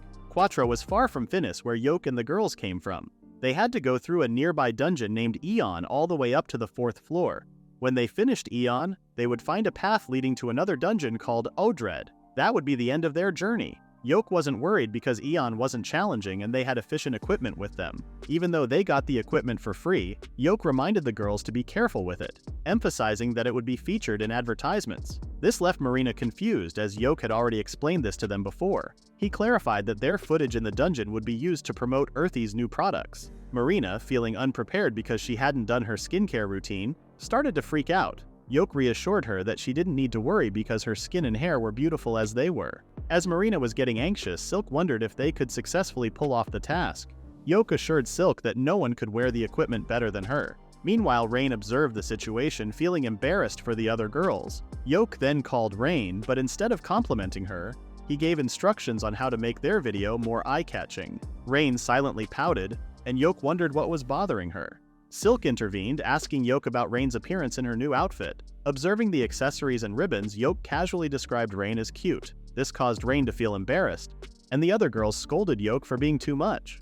Once the girls received lots of compliments, they went ahead and got to the dungeon, which looked really nice on the inside. Yoke then told them where the staircases were on each floor. Because there was a gap between the floors, Marina said they could use a rope to climb down. Yoke tossed a rock into the gap, but it vanished when a shadowy figure grabbed it. Yoke explained that even though it seemed straight, the floors got twisted when the place turned into a maze. He warned the girls to be cautious and assured them that things would go smoothly if they avoided falling. Silk had wondered if there were any floor bosses. Yoke began telling a frightening tale about a floor boss from a distant past. Holding his lantern, he described a shadowy humanoid boss with glowing eyes that protected treasures from intruders. Moreover, this mysterious boss monster used dark magic. The use of such magic was prohibited due to its ability to cause pain, awaken the dead, and spread unhappiness. Learning or using it was banned because it involved tapping into the power of evil gods. Yoke had warned the girls to be careful, cautioning them about the dangers of being dragged into the world of the dead. However, he couldn't resist teasing them, pretending that a monster lurked behind them. Startled, the girls rushed over and hugged Yoke. While Marina appeared genuinely scared, Silk seized the opportunity to play along. In the process, Yoke ended up being pushed to the ground, where he quickly apologized for the scare, assuring them it was just a joke. In Yoke's story, the monster he mentioned was the Shadow Stalker, a creature that hadn't been seen in 10 years. This information made Marina feel more at ease, thinking the quest might be easier than expected. With GoPro-kun tagging along, they continued their adventure. Little did they know, a pair of bright eyes observed them from the shadows. The Clover Party had been exploring the labyrinth for a while now, encountering traps, battling easy monsters, and stumbling upon a magical bag that caught Rain's interest. They were nearing the staircase to the next floor, looking forward to another delicious lunch prepared by Yoke. Excitement filled the air. However, Yoke noticed something off about Silk. Silk mentioned detecting a strange smell ahead. Yoke, sensing danger, immediately instructed the girls to step back. Without warning, a powerful attack narrowly missed them. Out of nowhere, a group of orcs appeared, leaving Yoke puzzled about why such creatures were in that area. Silk, looking at the orcs with disdain, seemed to have a particular reason for her disgust. The orcs used to live up north and treated intelligent races as food, wrecking an ancient elven kingdom named Sandrion. Ever since that event, elves despised orcs as their sworn enemies. Yoke remembered that orcs were a military race, sorting themselves purely based on strength. Seeing the orcs in front of them without items, Yoke assumed they were low-ranked. However, orcs were sly and relied on numbers. When Marina attacked the orcs, they ignored her and headed towards Silk. Swiftly, Silk used a scroll of light shield. Yoke was confident that his team could handle the orcs with ease. Silk then sought the help of dryads and pushed the orcs to the edge of the floor. The orcs were surprised, and Yoke couldn't help but smirk. With the dryads around, the orcs couldn't move. Silk instructed Marina and Rain to attack.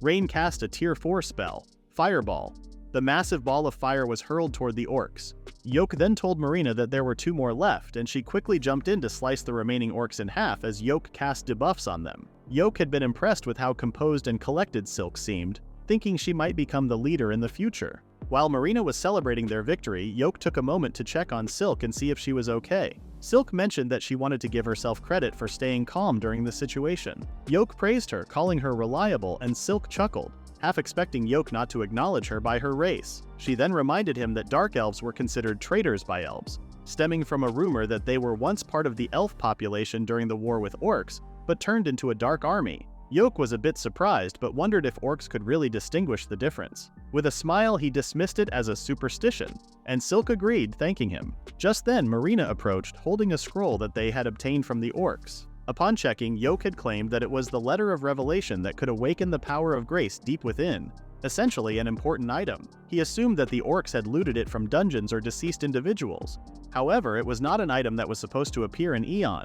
Marina wondered if it was from Odred, and Yoke agreed. Despite the absence of floor bosses in Aeon, Yoke wondered why orcs would venture deep into the labyrinth and why they had come in the first place. Yoke knew that orcs were a looting race that targeted lower floors of high-level labyrinths. As they pondered what caused the orcs to appear in Aeon, Yoke assumed that something had chased them, and that they were threatened by something. Yoke used Zarnag as an example, leading Rain to assume that it could be a demon beast.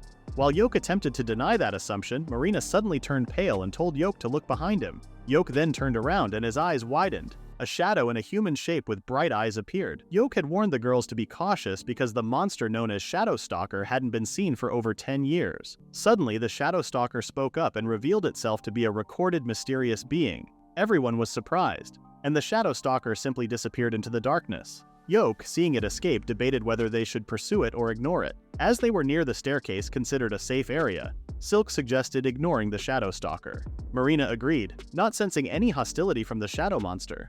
However, Rain thought it would be better to catch it to gather more information about the monster. Despite Rain's suggestion, Yoke decided to follow the majority and ignore it, but they still needed to be cautious because it was an undead type of monster. Marina was surprised to learn that the Shadowstalker was undead, and Yoke explained that some undead monsters had intelligence and could attack at any time. Yoke reminded the girls to be careful against dark magic, especially curses that could only be broken by killing the caster. However, some curses had different conditions. They would only disappear when certain conditions were met or end, and in the worst case, they could last until the victim died. Silk found it absurd, and Yoke explained that using dark magic also had a price to pay. Even holy magic like purification of the undead wasn't enough to defeat them unless weakened.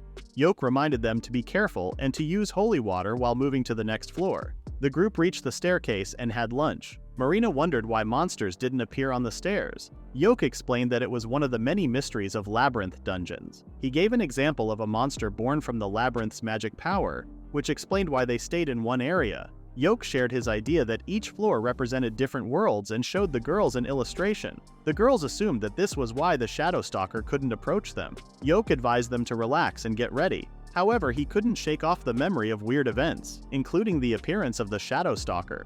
He thought about worse things that could happen but felt it was too early to dwell on them. Yoke wondered if there were still monsters on the way. Soon after, Yoke and the girls reached the 4th floor and found it to be very dark. Yoke then asked Silk to seek help from the spirits of darkness. However, Silk noticed something above them. The Shadowstalker from earlier was staring at them intently. Yoke reassured them about its position, but then he noticed Rain suddenly stop breathing. Yoke realized that the Shadowstalker was using a magic that could penetrate walls. Yoke used a spell called Awakening to revive Rain. While moving away, Yoke noticed that the monster was using dark magic. Suddenly, Yoke was hit by a powerful curse spell and felt its strength. He fell on Rain's shoulder and the girls saw him losing consciousness. As he realized he was passing out, Yoke told the girls to run away before it was too late. The monster in front of them was essentially a demon that foretold someone's death. The Shadowstalker passed through the floor, which was supposed to be impossible, surprising the girls. Seeing Rain trying to wake up Yoke, Silk reminded the girls about what their master had told them regarding curses, to kill the caster of the curse. The girls decided to take down the Shadowstalker together. The Shadowstalker had smirked at the girls. Silk told the others to weaken it first and hide their master behind the wall. She asked Marina to keep attacking and Marina charged forward while Rain carried Yoke to the side. Marina began attacking the Shadowstalker relentlessly, not giving it a chance to cast another spell. It tried to escape, but Silk enlisted the help of the Dryads to attack it. However, the monster easily dodged everything. Rain confirmed that Yoke was in a safe place, and Silk used the power of the wood spirit to protect their master. While Rain was chanting a spell, Silk noticed that the Shadow Stalker was only making fun of them. Angered, Rain then unleashed a 4th tier magic called Water Inversion. The Shadow Stalker dodged the attack, but Marina was hot on its tail. However, the monster evaded her strike and escaped to another floor. It continued mocking them and began chanting another spell. Worried, Silk told the girls to quickly hide. Just then, the monster swiftly disappeared into the darkness. Marina was surprised to see it vanish. Suddenly, she got attacked from behind, causing her blood to spurt. Silk instructed Rain to quickly heal Marina, who was still struggling against the attack. Marina claimed she couldn't see or hear anything. The girls were panicking since their master's life was at stake. Meanwhile, Yoke dreamed of something he recognized. It was his past, and we saw Yoke as a little boy. 2 adults, Yoke's guardian named Highness and his wife Irina, called him out, wondering why he seemed lost in thought. They asked Yoke if he was facing any troubles, and Yoke thanked them for their concern. As night fell, Yoke woke up because he needed to use the toilet. He discovered that his uncle and aunt were still awake, discussing Yoke's condition after surviving a monster attack. Unfortunately, his hometown had been attacked and even his parents were no longer there for him. The 2 guardians were worried for Yoke, and our protagonist sat on the staircase listening to his aunt cry with sympathy. Suddenly, the wind blew strongly. The 2 adults noticed it was snowing, unusual for the summer season. They sensed that something was amiss and familiar. Yoke rushed to the door, opened it, and called out for his father.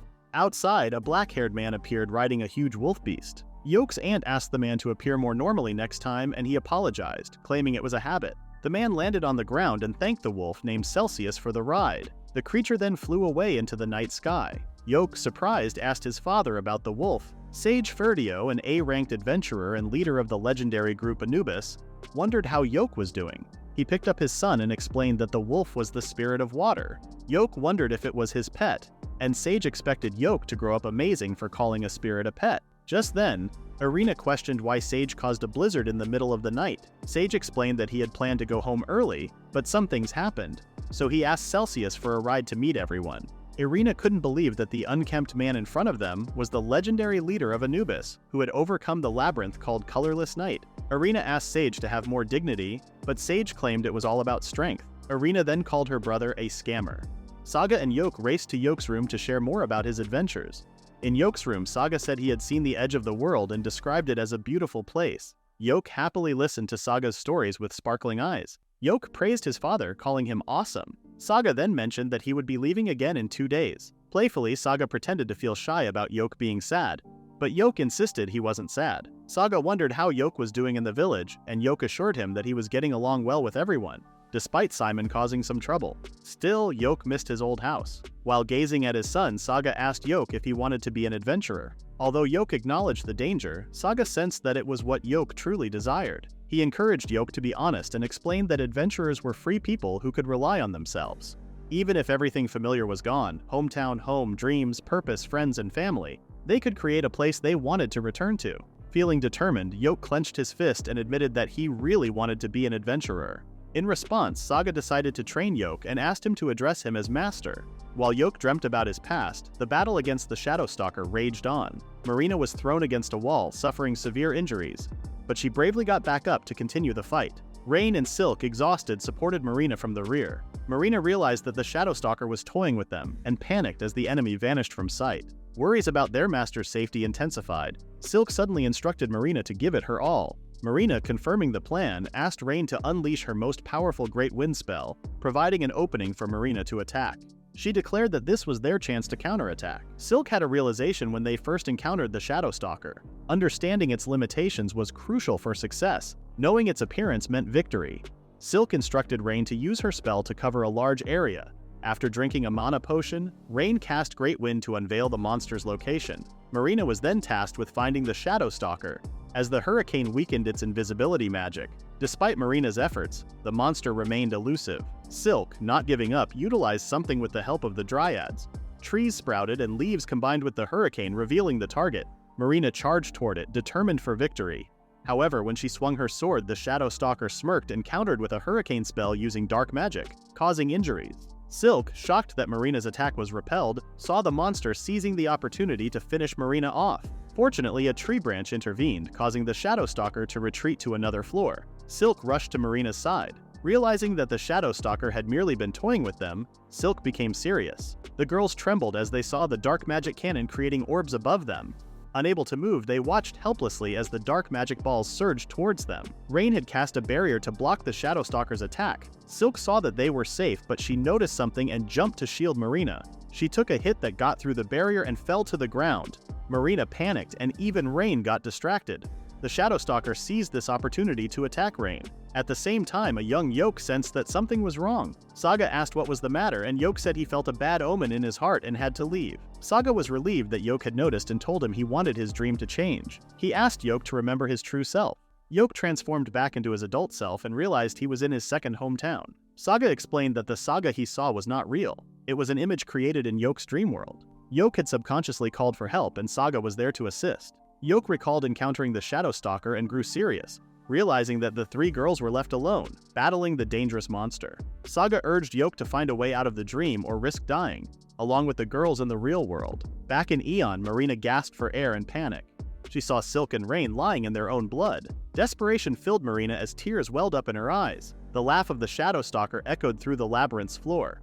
Marina knew everyone was exhausted and the monster's next attack could be fatal. Marina fell to the ground, realizing she couldn't move anymore. Apologetic thoughts overwhelmed her as she felt she had wasted the chance given by the others. Tears streamed down her face as she apologized. Suddenly, she heard rustling and saw Silk getting up. Marina's eyes widened as she witnessed Silk looking different, surrounded by mana.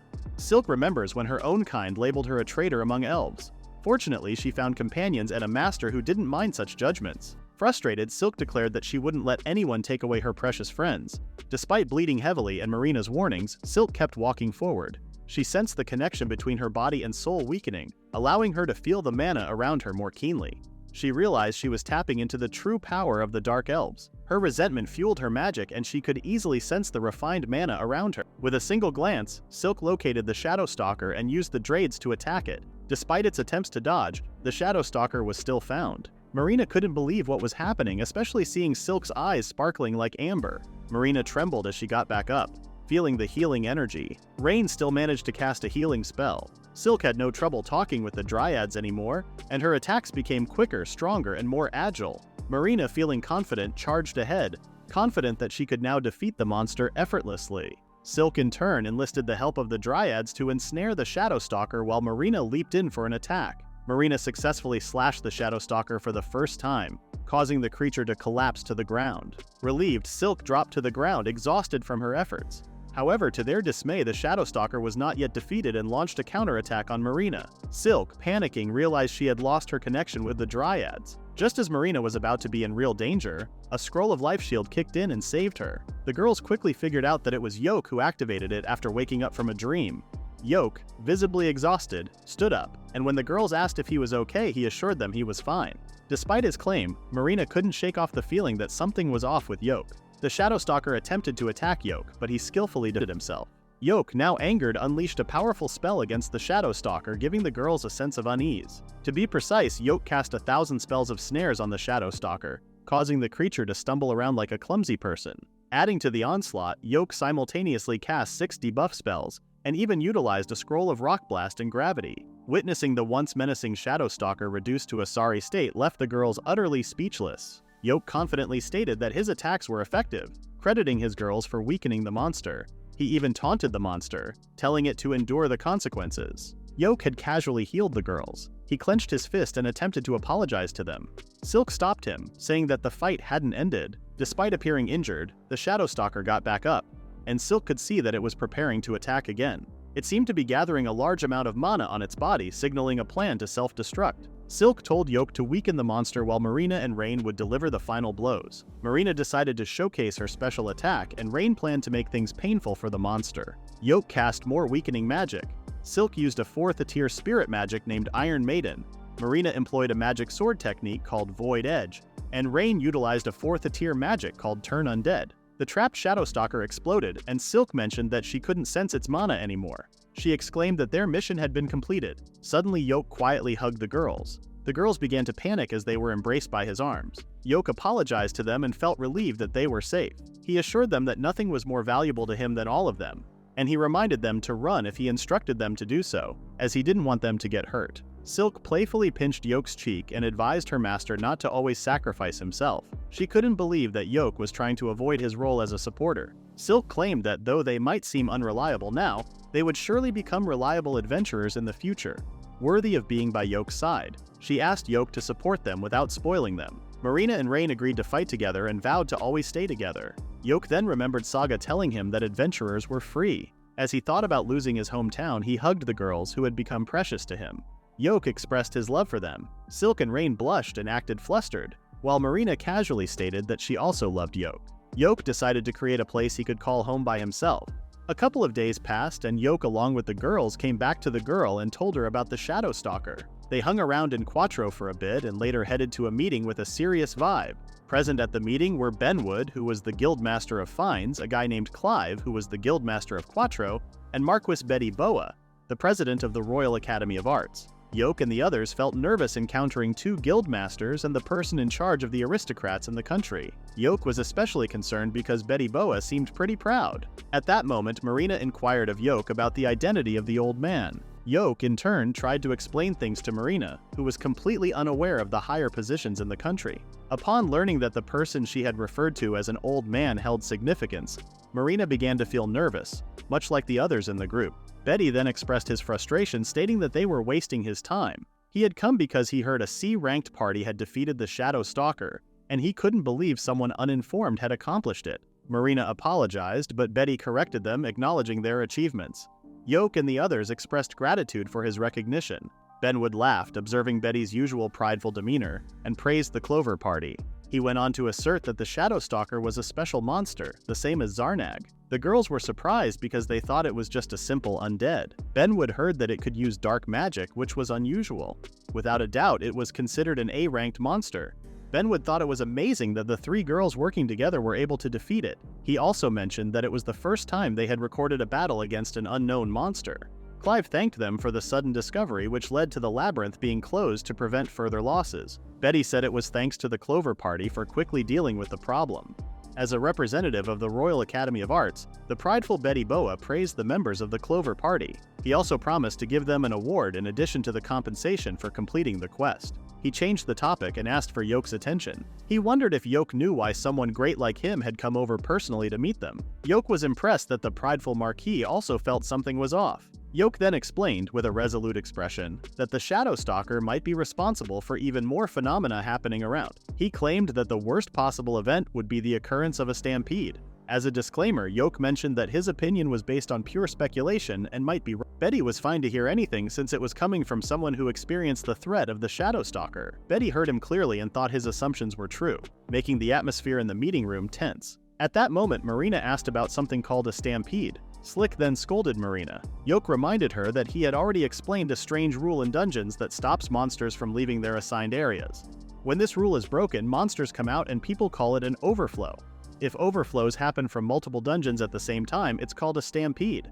A stampede is dangerous for cities and villages. Yoke said his hometown, a big village, turned into ruins in just a few days due to a stampede. The girls were shocked to hear about Yoke's past, but their master used the story as an example. Suddenly, Marina felt upset. Benwood claimed that he started an investigation after the incident with Zarnag and discovered other strange occurrences. Yoke realized that their encounter with the Shadow Stalker was a result of an overflow. He thought that if it was Zarnag, monsters would have emerged from the dungeon. Silk stated that there wouldn't be a single soul left. The conversation became more intense for the girls. Betty reassured them, mentioning that their country had expertise in conquering dungeons and would confront any threat using the information they had gathered over the years. He urged the young people to follow him and stay calm. Yoke agreed, stating that a stampede was just a swarm of monsters and that there were various ways to deal with them. Betty was surprised, while Benwood just laughed it off. The girls also found Yoke amusing and giggled. Betty felt impressed when Yoke referred to a stampede as just a swarm of monsters. He was surprised to find that the Red Mage of Clover resembled his master. The girls were curious about this resemblance, and Betty wondered what the great mage Sage Ferdio was currently up to, surprising the girls even more. Yoke thought he had already shared in about his master with the girls. Betty went on to explain why Yoke was close to Benwood and Mamar. They were former party members of Anubis, which Saga led as the leader. Benwood suddenly recalled someone saying hi to Yoke. The girls became excited upon learning that Yoke's master was the legendary adventurer.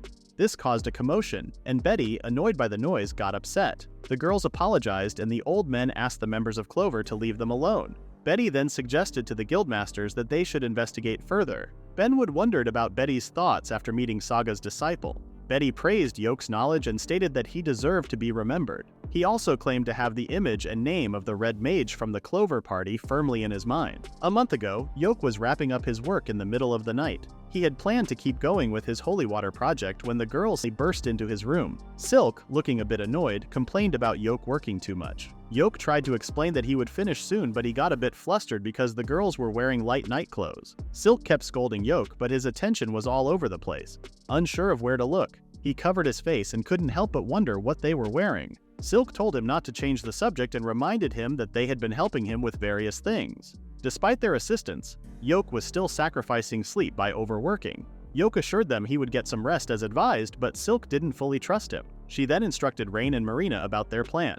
The girls dragged Yoke onto his bed and they all lay down beside him. Yoke's mind tried to make sense of the situation but quickly became overwhelmed. Silk insisted that Yoke wouldn't sleep unless they surrounded him, wanting to bridge the gap he had created. Yoke realized this and apologized, asking Marina to move away because something was touching him. In response, Marina squeezed in, curious about what was touching him. In a moment of panic, Yoke turned his head to the right and accidentally bumped into Rain's face. The group, all around the same age, felt embarrassed. Yoke requested some alone time to sleep, but Silk scolded him instead, insisting it was impossible. Despite his protests, Silk ignored him and went to sleep.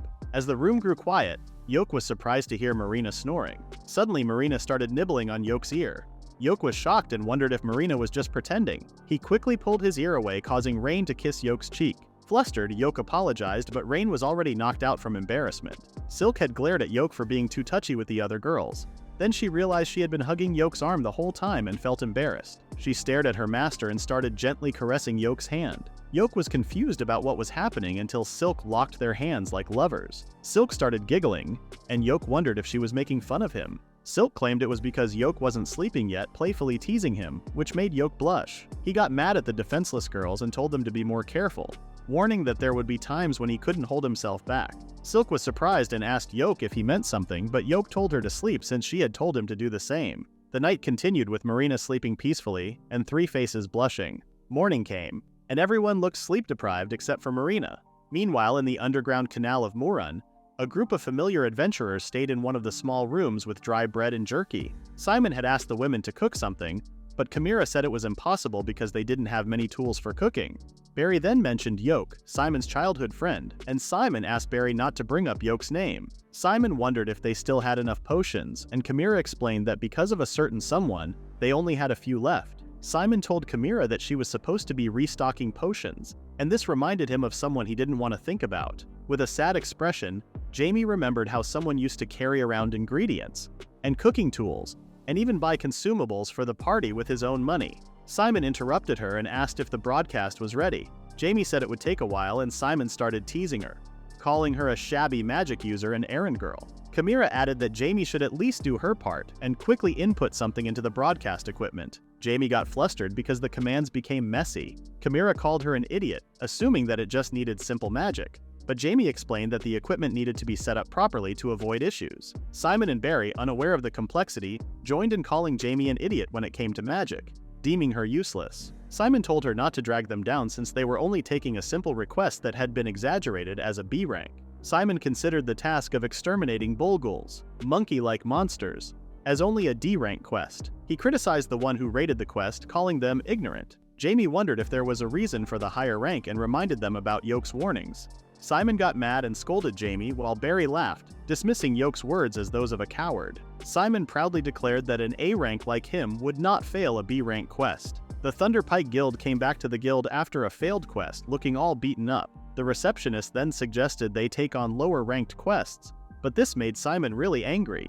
He blamed the guild for not finding new members and for misjudging the quests, claiming there was a powerful monster they weren't told about. The receptionist reminded Simon that they'd been failing high-ranked quests, and if they kept it up, they'd lose their adventurer score and be demoted. She pointed out that their last quest was about investigating a canal, and the details mentioned that dealing with Bulguls could be tricky. She wondered if Simon's 5 years of experience meant nothing, as he didn't seem to understand the quest details. Simon got even angrier and continued blaming the receptionist for her attitude. He threatened to report her to her superiors, but the receptionist calmly told him to do as he pleased, and he stormed out of the reception area. The others in the guild worried about being demoted. While they were fretting, Simon heard a broadcast about the Clover Party. This just added to his frustration. The 3 girls from Clover appeared on the broadcast, and Simon's expression made it clear he was extremely angry, as if he wanted to hurt someone. The broadcaster said everyone knew about the rising party. Simon felt frustrated as he kept hearing about the Clover Party. The Clover Party was the big talk in town. The broadcasters then said that the next video from the Clover Party was about the Shadow Stalker, a weird rumor initially. Simon listened as they described the Shadow Stalker as a special monster, an A-rank one at that. The broadcasters thought Clover would soon be an A-ranked party, which shocked Simon. He couldn't understand why people considered such trash as special. The broadcast then showed a preview of the Clover Party's battle, featuring Yoke hugging 3 girls. Everyone was excited about this intense moment, but Barry remembered their plan to recruit Yoke back. Simon reassured them not to worry because he had a great idea. A few weeks later, a bird delivered mail to the Clover Party's base. It slipped through the door while everyone was eating and watching a broadcast together. The bird landed on the table, catching everyone's attention. Yoke noticed the mail was addressed to him and read it. Seeing his expression, Rain wondered who the letter was from. Yoke then said it was from Simon on behalf of the guild. Marina thought Simon might be trying to recruit Yoke again, but Yoke chose to ignore the invitation. Just then, the broadcast announced that Simon's party was planning to investigate the Endless Darkness, which was Yoke's original target. Confused, Yoke decided to go to the guild to find out what was happening. Shortly after, he got the news from Mamar that Yoke had been nominated by Simon's party to join them in investigating the Endless Darkness. Mamar presented him with the documents. Yoke thought Simon was being impolite, leaving Marina puzzled. Yoke clarified that there was a one-time request a party could use to recruit someone temporarily if they lacked a specialist. However, it only applied to inactive individuals. Yoke, being an active member, found it rude in this context. He informed Mamar that he would decline the invitation, and Mamar agreed, acknowledging it was a reckless move.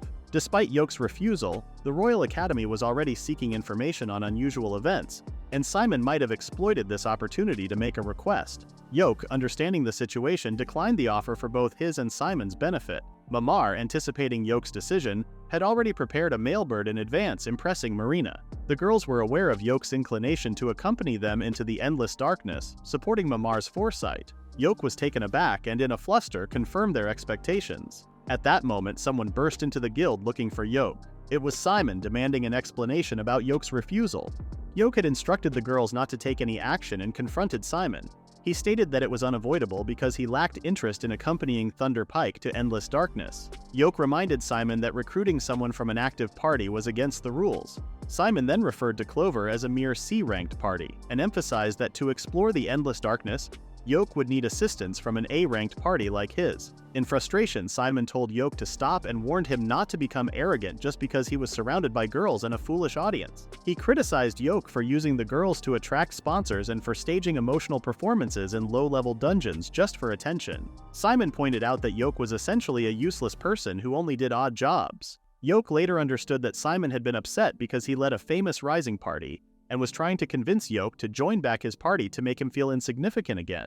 Yoke called Simon shameless and pitiful for making groundless accusations due to jealousy. Simon argued that Yoke was mistaken, mentioning that he only earned a small amount from a lower-ranked party. He advised Yoke to pursue his dreams, but Yoke firmly declined. Yoke corrected him that even if Simon used the Abyss Gate as a justification, taking on the Endless Darkness was still a risky plan for someone like the Thunderpike party. Other adventurers had a good laugh when they found out about Thunderpike's true situation. Simon got angry and started accusing Yoke of making a fool out of him. Yoke calmly explained that it wasn't his intention and reminded Simon of his responsibilities as a leader to be prepared before entering a dungeon. Simon continued to blame Yoke for Thunderpike's repeated failures, but Yoke advised him not to shift the blame to someone else. He pointed out that he always calculated and warned Simon about the dangers, but Simon dismissed it as the talk of a coward. Yoke emphasized that, for an adventurer, knowledge was just as important as combat skills. He wanted Simon to realize this. Yoke ultimately highlighted that Thunderpike kept failing because Simon wasn't taking the job seriously and was underestimating the responsibilities. Simon had been puzzled by Yoke's incomprehensible talk. The other adventurers witnessing the drama had agreed with Yoke's words, labeling Simon as foolish and an irresponsible leader. They thought Simon was disgusting for recruiting someone from another party right in front of their current party members. They went on to criticize Simon, calling him childish and rotten. They pitied Simon for being clueless except for looking down on others. Despite Yoke's attempt to lecture him, Simon acted like a spoiled child, telling Yoke to be quiet and insisting that Yoke was the one in the wrong. Simon paused to catch his breath, only to hear someone else call him disgusting again, leaving him speechless. Yoke issued a final warning to Simon, advising him to forget about endless darkness and take a good look at himself. Yoke instructed the girls to leave and bid farewell to Mamar. Silently passing by Simon, Yoke exited the guild, leaving Simon feeling frustrated and humiliated. A few weeks later, Yoke and the girls returned to the guild.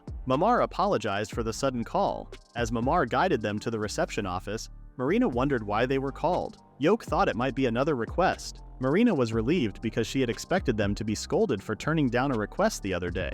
They arrived at the office and Yoke was surprised to see Marquis Betty chilling in the office waiting for them. Yoke wondered if Betty was upset about the declined request. Betty then started the meeting and asked Benwood to fetch something. He tossed it toward Yoke and our protagonist realized it was a scroll of exit. Marina questioned what it was and Yoke explained that it was a one-time use item to help adventurers exit a dungeon whenever they wanted. They wondered why Betty gave them such a precious item. Betty then announced that the Great Hymn had come to nominate a mission from the kingdom. He asked them to listen carefully. He wanted the Clover Party to investigate the endless darkness to help understand the cause behind the stampede. Everyone was shocked by the sudden bomb. Betty further discussed that the strange events happening lately were concentrated around endless darkness. They had already sent out 2 A-ranked parties, but they couldn't gather any solid information. He wanted information as soon as possible, and Betty trusted Yoke's discerning eyes and deduction capabilities. The girls were thrilled to get such a request because their master had finally taken a step toward his dream. However, Yoke stayed quiet about it until he asked the girls to withdraw from the request. He said they still didn't have enough strength and apologized, knowing he couldn't ensure the girls' safety in the risky dungeon. Betty then wondered what Yoke meant and told him to stop doubting himself. Ever since watching Yoke on broadcasts, Betty recognized Yoke's strength. He questioned if anyone else could perform multi-quick cast and create new spells using alchemy. Impressed by Yoke's vast knowledge, decision-making skills, intuition, and heart, Betty held high expectations for Yoke. Betty continued praising Yoke until Yoke became teary-eyed. Yoke believed he could handle things and return safely with the necessary information, stating that since Saga was gone, the country could only rely on him. The girls then encouraged Yoke to accept the request. Yoke thanked the girls and Betty. With a determined expression, Yoke agreed to the country's investigation request. Upon learning that Yoke was accepted, Mamar presented the details of the request, indicating that the Clover Party had been designated as an A-rank party for the quest. Marina assumed they would get to see the sealed object proving the existence of the Abyss Gate, an account of battles within the endless darkness left by the legendary Anubis Party. The girls eagerly read the book's contents. Meanwhile, Yoke, already familiar with the information, received a new set of documents, recent records gathered by 3 other parties over the past 2 weeks. According to Benwood, only his information was useful, while Thunderpike's data was deemed entirely useless. Yoke wasn't surprised, having warned Simon about it earlier. Benwood asserted that Thunderpike's standing would plummet, but Yoke doubted it. Benwood explained that Simon and the others had manipulated the weapons they used and spread rumors about Yoke joining them to attract sponsors. He reassured Yoke not to worry about them. Yoke had told the girls that collecting information was crucial, but he had a more urgent matter in mind. He considered bringing in a temporary member for support. Turning to Benwood, he requested finding a skilled scout. However, the guildmaster mentioned that the most capable scouts were already employed. In that moment, Mamar offered a solution. She suggested introducing a trainee, the daughter of an acquaintance who might be suitable. Yoke, feeling empathy for the scout, hesitated. Mamar sensed his concern and assured them all to meet up the next day at 9. The following day arrived, but it was already late. Mamar appeared visibly annoyed, causing Yoke to worry. Mamar then speculated that the scout might have encountered some trouble. Trying to calm everyone's nerves, she reassured Yoke and the girls that her protege was still capable. The girls, curious about the new member, wondered what they would be like. At that moment, a big, tipsy adventurer approached the girls, requesting them to pour him some drinks. Marina promptly said no, and the man became angry. He angrily flipped the table, causing the girls to quickly escape. Silk attempted to call for security, and just then, a familiar cat girl arrived, admitting she was late. Accidentally, she kicked the drunk man in the knee, rendering him unconscious. Rain recognized her. The cat girl started to panic. Yoke, drawn by the commotion, recognized her too. The cat girl was surprised by the coincidence, and Mamar, joining them, was pleased her protege had finally shown up. She declared that the cat girl was the person she was going to introduce. Thoughts about her varied among the members of the Clover Party. With a threatening vibe, Mamar questioned why the cat girl was late. The cat girl apologized profusely, but Mamar assured her the apologies weren't necessary directed at her. The cat girl then apologized to Yoke and the girls, introducing herself as Nene Sylphindal, a ninja. She vowed to demonstrate her usefulness and pleaded with them to hire her, explaining that Mamar would surely kill her otherwise. Yoke understood. Shortly after, Nene found herself pleasantly surprised when she was easily accepted without a formal interview. Yoke expressed trust in Mamar but wanted to verify something. He aimed to check their compatibility. Nene understood this as an opportunity for them to assess how well she could coordinate with the team. Without delay, Yoke and the girls departed for a dungeon. Upon their return to the abandoned mines, the group decided to have a rematch with the Steel Crab. Nene was curious about their intentions, and Yoke proceeded to share how he had defeated the boss monster in a single shot. Impressed, Nene praised his choice of the Steel Crab as a test and reaffirmed their common goal of defeating it. Offering to showcase her skills, Nene volunteered to guide them through the quickest route. During the journey, Nene efficiently alerted everyone to the trap positions with just a single glance. She explained that she relied on sounds and vibrations to detect hollow areas containing traps. As a scout, she believed it was crucial to possess knowledge about disabling traps and understanding their patterns. However, she admitted that she could only truly learn these skills by experiencing them firsthand in the dungeons. The group was genuinely impressed by Nene's skills and knowledge. Just then, Nene heard something approaching. However, the others couldn't hear anything. Nene said there were undead about 100 feet away. Everyone was impressed, especially Yoke. Nene wondered if they should avoid the fight. Yoke questioned if it was possible, and Nene said she knew a path to avoid unnecessary fights since she already memorized the dungeon. Yoke was impressed again. It didn't take them long to reach the boss room. Everyone from Clover started praising Nene, making her embarrassed. Yoke said she was amazingly talented and that facing the endless darkness should be easy as long as Nene was with them. Nene was glad to be useful. The girls then suggested not fighting the Steel Crab anymore, but Nene wanted to showcase her ninja skills. She explained how ninjas use jutsu taught to her by Mamar. Everyone found her cool and they decided to confront the Steel Crab. The rematch began and the Steel Crab quickly approached. Nene intercepted the monster, impressing Yoke with her speed. Nene created clones using jutsu by pulling strands of her hair. Yoke was amazed at how Nene distracted the monster. With her clones, Nene used a sword technique called Ripping Heaven Sky to slice off the Steel Crab's tough leg. Yoke found Nene's use of her clones impressive. A scout like Nina was powerful enough to take down the Steel Crab on her own. Marina, Rain, and Silk were astonished at how Nene had overwhelmed the Steel Crab. Yoke reminded them that they would lose screen time, motivating the girls to join the battle. Yoke weakened the boss monster, and Marina attacked. Nina was surprised that Yoke's debuff magic affected a floor boss monster. Yoke then instructed her to divert the monster's attention, and Nina immediately felt the buff applied by Yoke. She and Marina struck the Steel Crab simultaneously, both agreeing they made a great team as the Steel Crab toppled with a loud thud. Silk then directed Yoke to use a water-based scroll, and Rain to employ lightning magic. Yoke dampened the Steel Crab, and Silk followed up by enclosing it in a large water ball. Rain finished it off with a burst of lightning magic. Nene was impressed by everyone's skills, and together, they successfully defeated the Steel Crab. Everyone celebrated while Nene had doubts about whether the Clover Party had really been C-ranked. Suddenly, Marina hugged her and began praising her ninja techniques. The others joined in, showering her with compliments until Nene turned beet red. She claimed she wasn't used to receiving praise. Yoke and Silk then decided to formally hire Nene to join them on their venture into the endless darkness. Nene's eyes widened with joy. However, she couldn't help but wonder if they were certain about bringing her along, considering she had been treated as a nuisance by other parties in the past. She admitted to them how she had felt incapable and clumsy with her previous groups. Even though Mamar was convinced that Yoke would hire her, Nene suggested they reconsider their decision. With a determined expression, Yoke declared that he wanted her to join them. He said that nothing bothered him, and expressed how he would solve the issues Nene faced in her previous gatherings. As a supporter, Yoke reassured her that they didn't anticipate any problems. Nene expressed gratitude for their acceptance, and the other girls were happy about Nene joining them. Afterward, everyone motivated themselves to investigate the cause of the stampede and explore the Abyss Gate. Out of the blue, Marina proposed that Nene should live with them, now that she was a part of Clover. Naturally, everyone was taken aback by the suggestion. Later that day, Clover returned to the guild to handle the paperwork needed to officially add Nene to their party. They happily welcomed her to their home base. Yoke expressed apologies for the sudden decision and questioned if Nene had considered everything, especially since she would now be living with a man.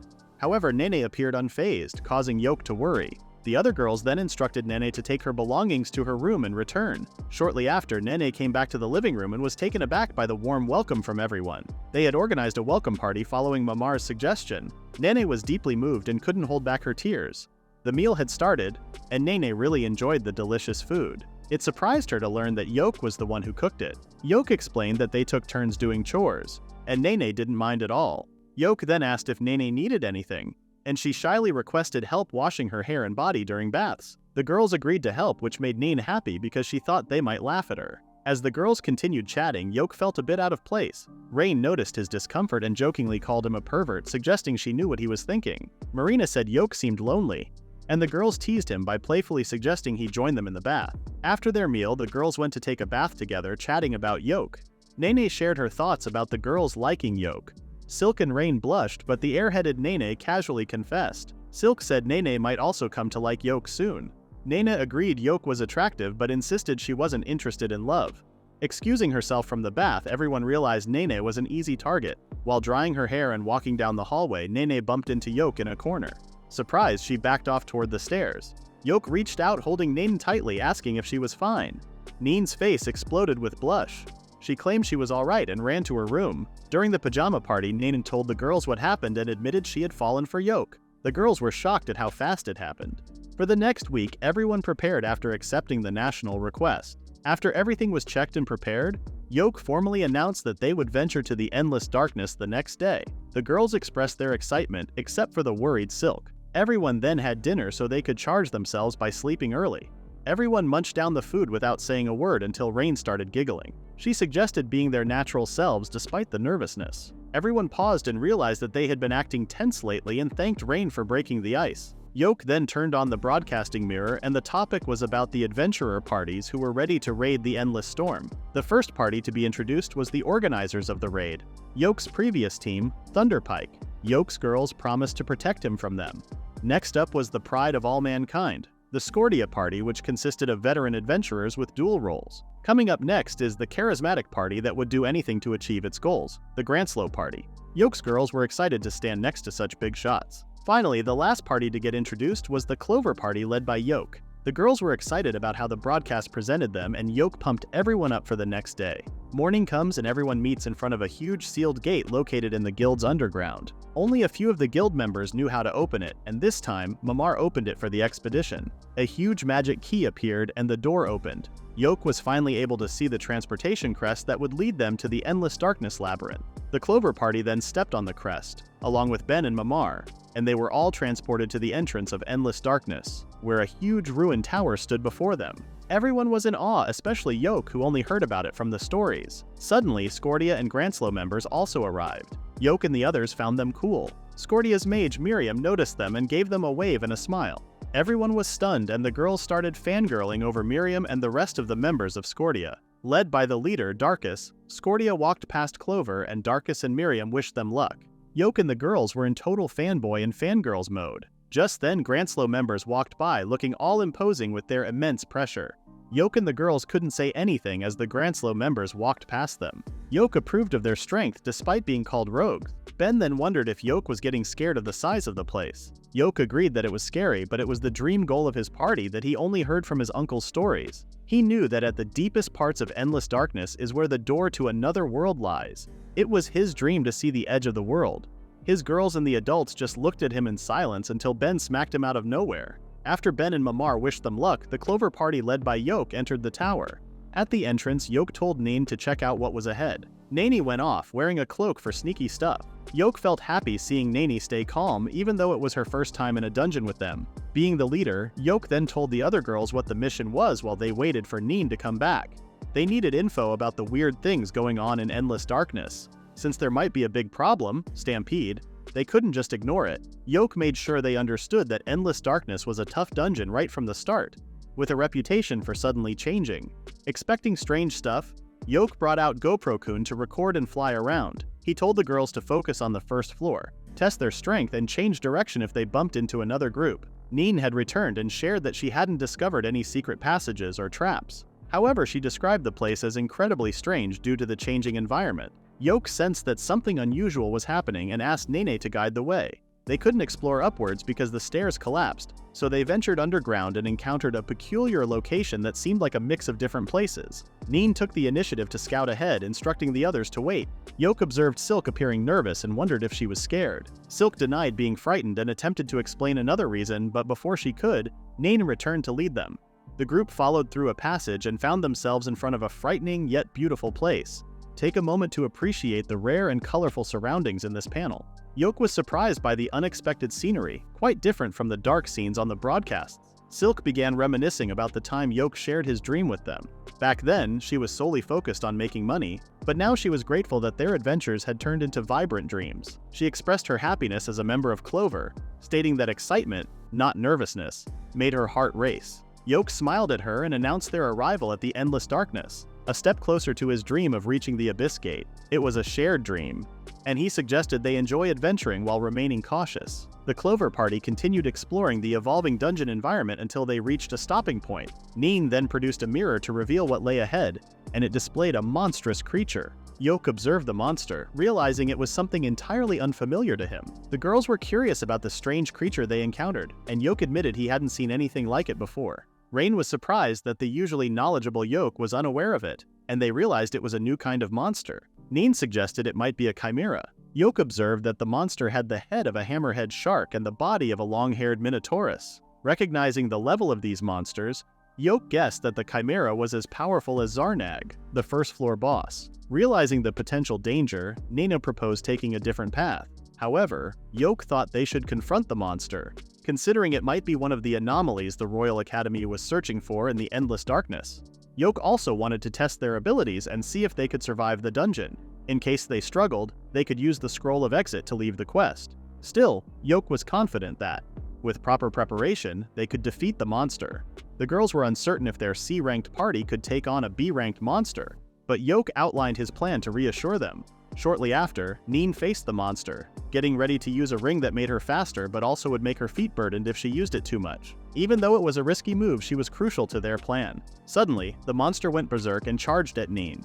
Despite its speed, she skillfully dodged its attack. To gather some information, she decided to hit the monster with a physical attack. Afterwards, she led the monster to a passage where everyone was waiting. Marina had readied her new weapon, a massive magical crossbow with strong attack capabilities. Aware that Nene could evade the attack, she aimed the arrow at her. Nene, quick on her feet, used a speed ring to dodge the arrow. Surprisingly, the monster took the hit but kept on going. Anticipating the resilience of the creature, Yoke instructed Silk to follow his plan. Silk, thankful for her master's guidance, armed herself with 3 thunder arrows. Yoke had shared his knowledge about sharks being vulnerable to electricity. Silk shot the arrows, electrocuting the monster. Despite everyone's hope, the creature persisted. Yoke turned to Rain, urging her to buy some time. Rain showcased her new staff, enhancing offensive magic. She cast a level 4 thunder spell at full power, but the monster remained unfazed. Now it was Marina's turn, and she recalled how she had gained a new power just a few days prior.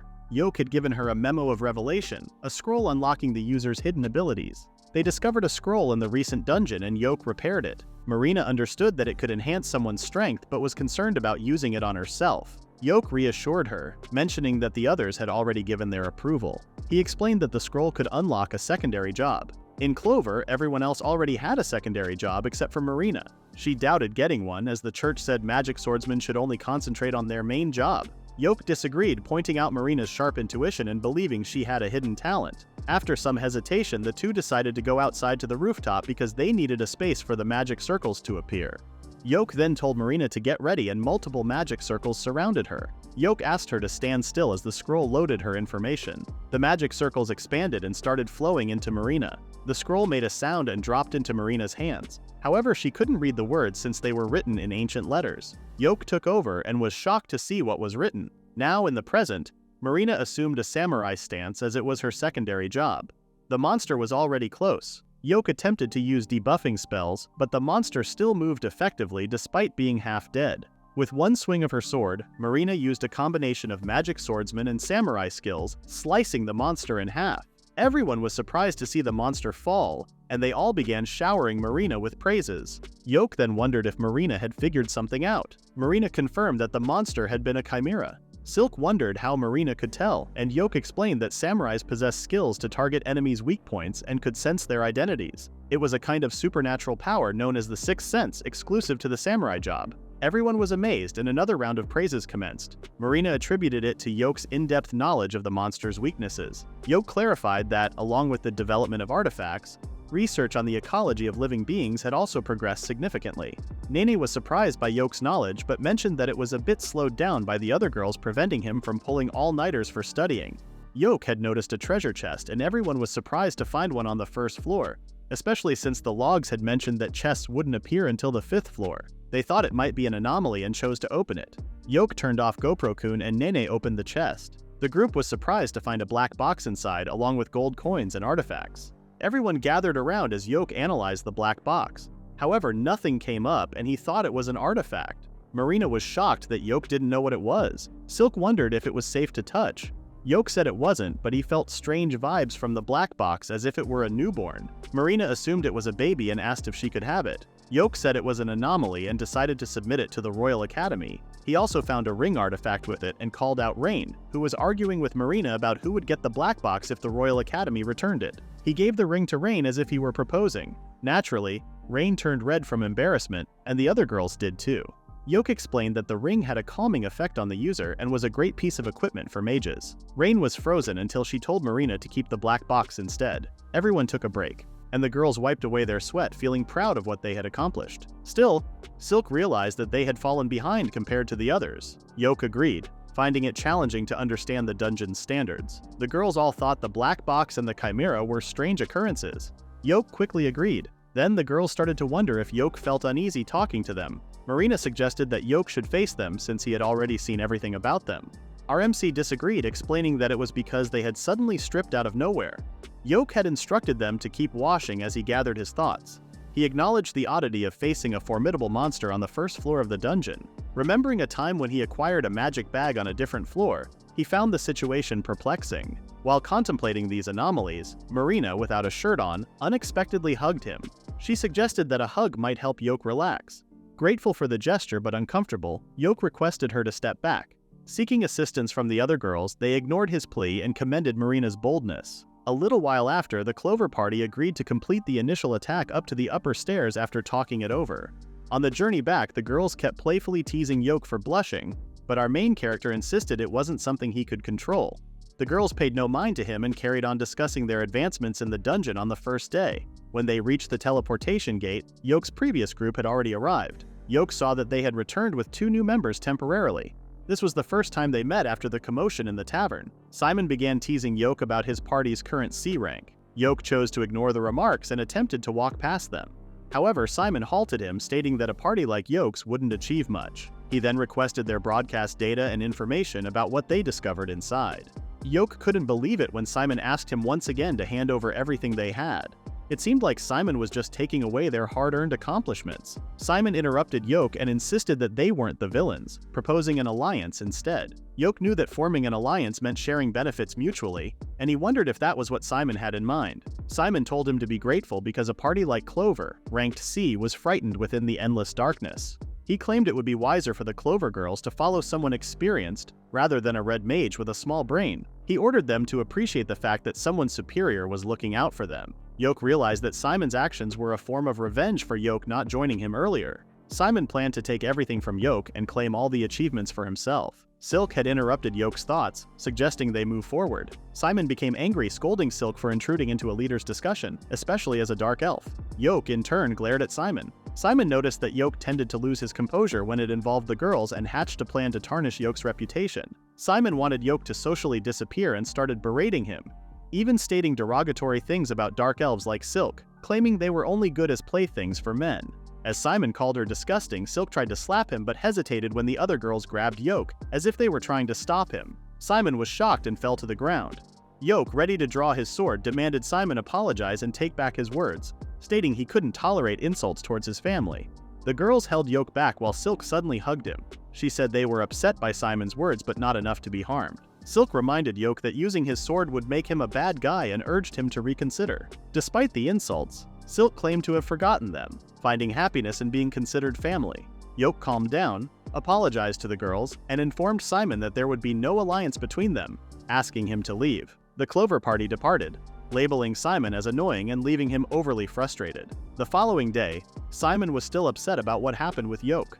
Camilla reassured him, saying that everything was captured on record how Yoke lost his cool and predicted that Clover's reputation would suffer. Simon and the rest confidently entered the guild, feeling relieved.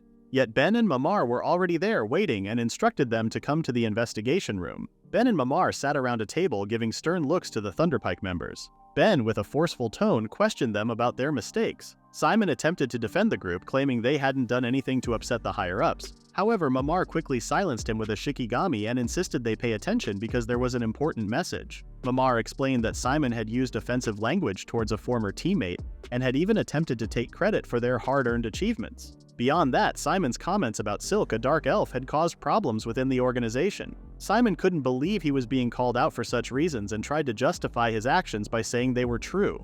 Ben couldn't believe what he heard from Simon's mouth, so he silenced him by giving him a forceful smack. He was astonished that Simon didn't grasp the gravity of the situation. Simon insisted that there was nothing amiss in making comments about dark elves, and in response, Ben landed another punch on Simon's face. Ben argued that there was something awry in Simon's thinking. Camilla questioned what was wrong with labeling dark elves as traitors after leaving the ancient elven kingdom. Ben insisted it was only a fairy tale, and a monk educated in the temple wouldn't be familiar with the actual story. Ben paused, took a breath, and referred to the members of the Thunderpike party as fools. He stated that their comments had sparked an international problem. He remembered reminding them that being an A-ranked party is distinct from being B-ranked. A royal decree was issued, and essentially the party belonged to the kingdom. Since they were vassals of the kingdom, they could act as representatives in emergencies. Ben questioned whether they had read what they had signed, and now they found themselves causing an issue on a live broadcast, tarnishing the dignity of the kingdom. Ben instructed them to apologize on live broadcast, and their A-rank party status would be taken away. In the worst-case scenario, they needed to be ready to be expelled from the country. Everyone couldn't believe what they had just heard, and Camilla exclaimed that a guildmaster like Ben couldn't give severe punishments to the vassals of the kingdom. Ben claimed that severe punishments would be impossible at the moment, but if their adventurer score plummeted, then the king would recognize demoting them. An anxious Barry claimed they just needed to do well to avoid dropping their scores and the demotion, and Camilla agreed. Mamar disagreed, claiming it would be impossible since their two new members had already resigned and they might not get more members afterward. The four of them wouldn't be able to continue exploring the Endless Darkness dungeon anymore. Shortly after, the four members of Thunderpike headed to a tavern to drown their worries and frustrations. Other customers were already gossiping about them, and the staff was urging them to settle their bill as they had consumed a lot. Barry lost his temper and ended up harming one of the employees. It became evident to everyone that things were going downhill for Thunderpike due to their violent behavior. The employee requested them to calm down, and suddenly, a stranger stepped in to pay for Thunderpike's bills and the trouble they caused. Simon was curious about the man's identity, and he introduced himself as Vegio Salak, the son of a noble. Vegio expressed his anger towards Yoke and Clover and decided to become Thunderpike's sponsor. 3 days before, Yoke watched the royal broadcast discussing Simon and his team making racial remarks. Marina could see that it was turning into something significant, and Yoke was getting restless about it. The Finesse Guild received many complaints afterward, with doubts being voiced about the selection of personnel for the mission. Scordia and Grantslow withdrew their participation in the mission.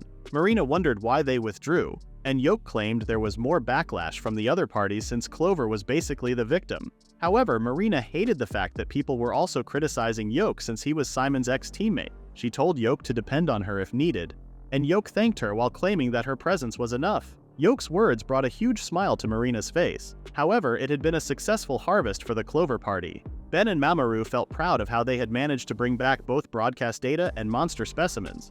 Betty was also thrilled with their achievement. The highlight of their haul was the black cube that the Royal Academy had just returned. They determined that it contained some kind of mysterious power, and Yoke believed it could be an important artifact in the future. Marina said she sensed that the black cube wanted to connect with her to help her. Yoke suggested using the appraising skill of a samurai to learn more about it. Marina agreed and playfully pulled Yoke closer, making him blush. She asked him to share what he knew about her with the cube, believing it already knew about her but wanting Yoke to affirm it. Yoke fondly reminisced about Marina's cheerful and courageous nature. When facing the Sharkhead monster, he admired her graceful and solemn sword slashes. The black cube then shifted, prompting Marina to encourage Yoke to keep going. Yoke in turn asked the cube to provide Marina with a sword suitable for her roles as a samurai and magic swordsman. The black cube transformed into a customized sword for Marina, leaving Yoke astonished and curious. Marina confirmed her hypothesis, connecting the cube to the dungeon monsters discussed by Yoke. It seemed the black cube was akin to an incomplete dungeon monster. Realizing that a skilled alchemist was necessary to complete the cube, Yoke and Marina agreed on the next steps. In the midst of this revelation, Yoke pondered why Marina had hugged him earlier, and she blushed in response. Yoke then understood Marina's intentions, but their tender moment was cut short by the return of the other girls. The following day, Yoke and the girls ventured into the second floor of Endless Darkness, where they encountered a vast sky and expansive surroundings. The second exploration went well until they got to the stairs, and Nene gave them a heads up about something. When they reached the stairs, they discovered a huge open space with a sky inside the dungeon. They saw that the stairs didn't lead to the floors above even though they were heading downward. Yoke explained that this floor seemed like an external environment floor, more like a separate room. They questioned if it was the second floor, but there were no records of this place when other groups went up to the 20th floor. Their only guess was that it was some kind of strange occurrence. Yoke had warned the girls not to lower their guards. He explained that they might have been assigned to a deeper area, possibly even a floor beyond the 20th. Since their task involved detecting anomalies, Yoke suggested thoroughly checking the surroundings, anticipating such occurrences. He instructed Nene to investigate what lay on the other side, emphasizing that anything unusual could be valuable for the Royal Academy. Recognizing the moment for her new accessory to shine, Nene revealed an earring-like device, actually a smaller version of GoPro-kun. Yoke then directed Rain to utilize her long-distance magic telescope eyes to identify anything visible in the area. In case of any trouble, they could make a quick escape using the scroll of exit. Yoke reassured the girls not to worry, but he ended up in an uncomfortable situation with Rain. Silk pointed out that using telescope eyes required a high altitude, so Yoke had to hold Rain's thighs to support her while carrying her. Rain felt embarrassed and started trembling, making Yoke worried and flustered too. Eventually, Rain regained her composure and activated telescope eyes. Her vision zoomed in the distance and she spotted a house with a blue roof on the other side. Since her eyes were already tingling, Yoke asked her to stop. Right on time, Neen came back and mentioned how strange it was because the floor was covered in grass and there were no enemies around. Yoke agreed, finding it odd to find a house inside a dungeon without any monsters blocking their way.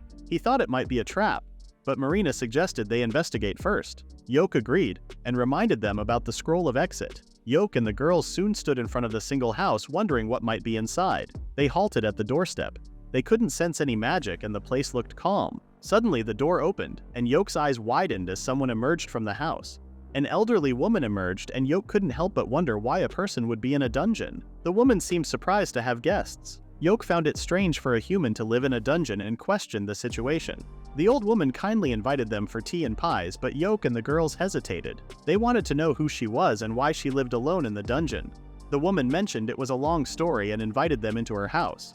Yoke insisted that it wasn't safe for someone to live in such a dangerous place. Politely, Yoke declined the invitation. The old woman appeared disappointed, mentioning that it was already getting dark outside. Everyone was startled because just a moment ago the skies were clear and blue. As Yoke thought about the strange situation, the girls called out to him and suddenly, a woman with remarkable qualities appeared before him. She said it was a pity because Yoke just needed to take one more step. Yoke then understood he was already at the door. The woman praised Yoke for being wise, acknowledging the danger outside the house. Realizing the risk, Yoke stepped back quickly. The ground shook and the house transformed into a massive mansion. Everyone was confused about what was going on. Rain said something was messing with their minds, but she felt okay because she had the ring. The woman laughed and asked them to join her. The mansion kept growing and the woman started looking younger. Silk said the spirits were acting crazy. Yoke was surprised as the mansion changed into a creepy castle. The sky got dark and the whole place became eerie. Everyone were stunned by the changes, and what was even more surprising was the elderly woman gradually transforming into a child. Yoke then understood something and pieced the puzzle together. Everything happening seemed to contradict itself. Yoke finally recognized the person in front of them. She was the immortal queen Persephone. Persephone was surprised that Yoke knew about her. Yoke asked why she was in the dungeon. The girls were curious if Yoke knew her. Yoke then exclaimed that Persephone was someone who shouldn't exist, as she was a figure from mythology, the goddess of the land of the dead. Marina then realized that they were in the underworld. Persephone had claimed she was bored for thousands of years, guiding the souls of the dead. Because of this, she didn't want to let Yoke and the girls go alive. She intended to use them as entertainment to alleviate her boredom. She then employed something to immobilize everyone. Yoke was astonished to witness a massive, lifeless-looking tree suddenly sprout. He and the girls found themselves stuck to the tree, which was draining their life force. Persephone found joy in their expressions, particularly Yoke's. As the youthful goddess playfully licked his cheeks, Yoke endeavored to regain consciousness and pondered how to counteract the situation. Employing a spell called Awaken, Yoke made the colossal tree vanish. Persephone was amused that Yoke had managed to escape her illusion. All of a sudden, Yoke kneeled in front of her and the girls were puzzled about what he was up to. Yoke didn't really have another option.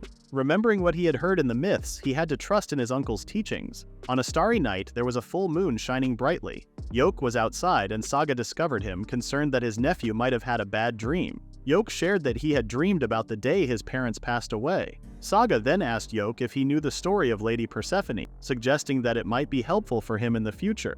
He acknowledged that the story might be challenging for a child to grasp, but he believed Yoke could understand it. Saga then narrates the tale of a hero whose beloved passed away. Driven by love, the hero ventured into the land of the dead to bring the beloved back to life. However, the place was a constant cycle of serene days and gloomy nights filled with death. Despite facing nightly monsters, the hero persisted, eventually reuniting with the departed lover. Sadly, the beloved had already consumed the land's fruit, preventing her return. This left the hero in despair. News of the hero's endeavors reached the ears of the underworld goddess, who, in response, punished them by condemning the lover's soul to eternal rest. In a plea, the hero offered their own soul in exchange for saving the beloved's soul. Touched by the hero's words, the goddess spared the lover's soul and permitted the hero's return. Additionally, she bestowed a blessing upon the hero. This tale is one of the stories from Greyfield's collection, known as the Remazurka's Epic. Yoke had complained that the ending wasn't happy. Saga agreed, saying life is tough and once gone, it can't be brought back. Saga added that it wasn't just a sad ending, there was a crucial hidden idea in the story that could save Yoke's life. He explained how selling one's soul after death meant straying from the All Stream, the path where souls are reborn. The hero in the story couldn't be reborn, a cost greater than death. Yoke wondered why, considering death itself was already so painful. Saga grabbed Yoke and created a massive tree while telling him that the story would save his life in the future. Yoke opened his eyes and was amazed by the view from the top of the enormous tree. Saga explained that they couldn't bring back the dead, but the person he loved might have been reborn and living happily. Saga claimed the story would help Yoke if he ever encountered someone like that. During the mythical age, people were more afraid to stray from the All Stream. That's why Persephone was touched by the hero's words. Yoke could clearly recall the hero's line and spoke it in front of Persephone, asking to meet again someday when his luck ran out. The girls were confused, but Yoke didn't have a choice. It was the way the hero escaped from Persephone. The goddess found it amusing to see that Yoke was planning to sell his soul after death just for the girls. Then the girls understood what was going on and tried to stop Yoke, except for Marina, who still didn't understand what was happening. Rain had explained that a monk in the church had educated her about selling a soul. She described how a person's soul would stray from the All Stream and become trapped in hell indefinitely. Tearfully, Rain pleaded with Yoke to stop. Yoke expressed gratitude for Rain's concern but mentioned that if he could live with them in the present, he didn't care about the fate of his soul afterward. The girls were too shocked to speak and tears welled up in their eyes. Persephone had just smiled, and Yoke asked once more to be set free in exchange for his soul. The girls kept begging Yoke to stop, but Persephone had already agreed to his proposal. She sealed the deal by kissing him on the neck, and a symbol appeared on Yoke. Our main character started groaning in pain.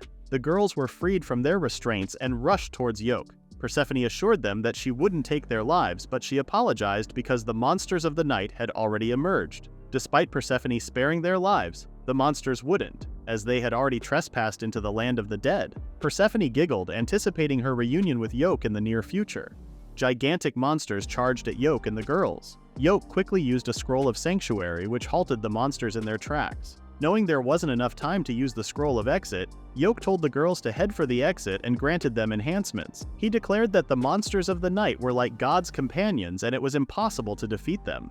Instructing Nene to guide them through the quickest route, he warned them not to glance behind. Yoke urged them to run while he cast various weakening spells on the monsters, but nothing was working on them. Additional monsters kept showing up, but Yoke managed to halt them using a scroll of lockbreak. Despite this, regular attacks only bought them time and didn't harm the monsters. Yoke resorted to using more scrolls to delay the pursuing monsters. During this, he tried a light-based attack and realized it had some effect, although the monsters seemed practically invincible. To protect the party, Yoke used a scroll of light shield to fend off the attacks. Nevertheless, the entire group found themselves encircled and overwhelmed. Yoke felt helpless against the god's familiar. When Yoke thought they were about to die, Nene and Marina became the leaders. Yoke tried to stop them, feeling the mark of Persephone throbbing. Despite his struggle, he couldn't speak, so he remembered the blessing the hero got from Persephone. Suddenly, a dark and murky magic began to attack the giant monsters, surprising everyone. Silk, noticing the ominous magic, shouted that it was dark magic. Observing the monster transforming into toys, Silk exclaimed that dark magic couldn't be used with normal means. Yoke, feeling his energy draining away, understood why the magic was considered taboo.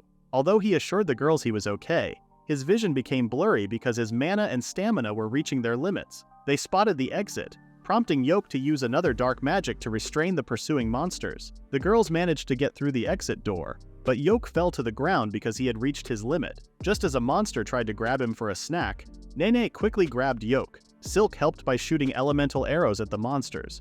Marina also assisted Nene in carrying Yoke. Another monster chased them, but Rain was there to put up a barrier. Yoke, Marina, and Nene successfully went through the door, and the monsters glared at them from the outside. They left quickly, and the members of the Clover Party tried to catch their breaths. Yoke, with a weak voice, wondered if everyone was safe because his vision was too blurry to check. Marina assured him that they were safe. Yoke then asked everyone to come closer, and he hugged Rain, Silk, and Marina. He searched for Neen and invited her to join the group hug. Yoke started crying, feeling relieved that everyone was safe. He began blaming himself, knowing it was a trap but still proceeding. The girls were left speechless. Yoke kept saying sorry and crying, holding on to the girls tightly. He was really scared of losing them. Rain said it wasn't Yoke's fault, and they were all at fault because they were not strong enough. She vowed to become stronger so that Yoke wouldn't have to bear the burden of their lives on his own. The two kept staring into each other's eyes until Yoke started feeling weak because his stamina and life force were both at their limits. Marina wondered how they could replenish the life force. Rain then tightly held her staff and declared she could help. She cast a spell around them, and Yoke wondered what she was up to. Rain gently grabbed Yoke's cheeks and gave him a kiss. Yoke and the other girls were surprised by the unexpected scene. As the kiss went on, Yoke felt his energy coming back. He attempted to get Rain to stop, but she persisted. After pausing, she said she shared half of her life energy with him. Yoke scolded her for being careless, but Rain reassured him that she wouldn't easily perish. She declared she'd go to great lengths to save and shield him, even bringing back his soul, as she desired to be with Yoke even in the afterlife. The girls were surprised when Rain showed strong determination. Silk thought Rain might have used body magic and started pondering. Then she went to Yoke and kissed him, sharing her life essence with him. Silk had been talking, but then she stopped. Yoke said he was already feeling better and asked her not to overexert herself. Silk then said she felt the same way as Rain. She wanted to be with Yoke not just as a student but as family. She said her kiss was proof of her determination. Silk got embarrassed as she tried to confess something. Yoke knew what she wanted to say and agreed to it. Silk insisted that her commitment was genuine, and Marina acknowledged that the kiss surprised them. She vowed to become stronger, strong enough to defeat Persephone. Everyone thought Marina's determination was a bit extreme. Marina declared she was serious and jumped on Yoke. She made it clear that she was serious about love and adventure. Yoke started blushing and Marina went for a kiss. Yoke couldn't do anything with the girls' actions. The other girls called Marina bold and a bit forward for pushing Yoke down. Everyone had been arguing until they noticed there was one more person. When Nene ran toward him, Yoke wondered if she had feelings for him too. Nene tripped and fell onto Yoke. Yoke tried to assist her in getting up, but instead of opening her eyes, Neen closed them and seemed to be expecting something. The girls in the background cheered, and Yoke took the initiative to kiss her. Neen suddenly realized their lips were touching and, feeling embarrassed, collapsed. She quickly explained that she was just overwhelmed with joy about being close to Yoke and becoming friends with wonderful people. Yoke had expressed his joy at meeting the girls and having them as a family.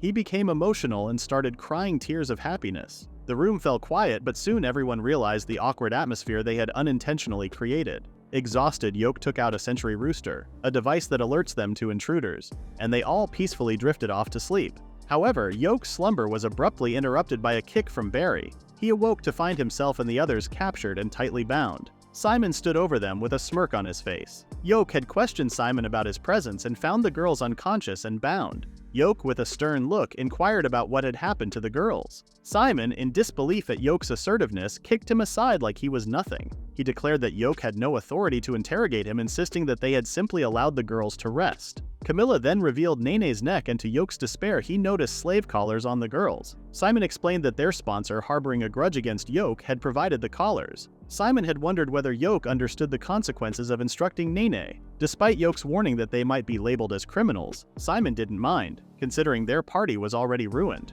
He couldn't fathom facing exile over mere misunderstandings. In an attempt to reconcile, Simon proposed they mend their friendship. He presented Yoke with a contract essentially holding Clover responsible for everything, and requiring Yoke to apologize to Thunderpike for his actions. To ensure authenticity, Simon introduced an artifact that wouldn't work if the signer was coerced. Yoke now grasped the reason behind not receiving the slave collar. Someone had instructed Simon to carry out this intricate plan. As Simon thought about what had happened to the Century Rooster, he wondered if he could ask one of the girls to embarrass Barry. Yoke, getting upset, reminded Simon to release the girls once he had signed the contract. Simon, not liking Yoke's expression, kicked him again and continued to beat him up, blaming Yoke for everything he had gone through. He ordered Yoke to return everything he had lost with interest. Barry cautioned Simon not to kill Yoke. Simon then had another idea. Using the slave collar, he wondered if the other girls could harm Silk to demonstrate how serious he was. Then he ordered Jamie to bind Rain and dispel the sleep magic. Yoke tried to stop them, but he couldn't move because he was out of stamina. Suddenly, Barry thought of something after remembering how dark elves could be employed. He suggested spending one night with her. This infuriated Yoke, while Jamie was surprisingly anxious about it. Yoke asked them to wait as he would sign the contract. With a smile, Simon offered the contract, and Yoke had no choice but to do it. He couldn't think of any other way but to sign the paper and later commit suicide to make it useless. As he was about to sign the paper, the stairs started shaking. It stopped, and Simon just laughed it off. But Yoke sensed something amiss, and the ground shook again. A crack in the floor coincidentally opened beneath Simon, Barry, and Camilla. The three clung to the edges for dear life, and Yoke's girls began sliding toward the crack. Yoke rushed to prevent them from falling, but his body wouldn't move at all. Jamie just stood there, observing everyone almost tumbling into the hole. Simon ordered her to take action. Yoke realized this event was connected to the stampede, where monsters emerge from the dungeon. However, it's also the same occurrence when monsters suddenly move between floors. Yoke was unsure how to escape their predicament since he lacked mana and stamina. Jamie began chanting something to aid Yoke, who was doing his best to rescue the girls. Unfortunately, the floor beneath them suddenly gave way, and Yoke, along with the girls, began to fall. Simon, observing the chaos, smirked, thinking the Clover party was finished. Unexpectedly, a magical force that controlled their descent surrounded Yoke and the girls, surprising Simon. Jamie then confidently stepped onto the remaining piece of the floor with Yoke on it. Simon and Barry were puzzled by Jamie's actions, and soon they tumbled helplessly. They landed on the tough floor below, bouncing once. Everyone from Thunderpike was practically half dead. Yoke, curious about why Jamie helped him, suddenly heard others screaming for help. When Yoke looked back, he spotted humanoid monsters. The Thunderpike members, looking half dead, shivered when they spotted an orc den. Simon tried asking for help, but Yoke ignored him and chose to hug his girls instead. Tearfully, Simon expressed gratitude to Jamie for rescuing them. Jamie remembered not receiving thanks from Simon and the others earlier, but was happy to have helped Yoke. Seeing Jamie's actions, Simon disapproved and questioned her motives. Jamie asked Yoke to wait and approach Simon.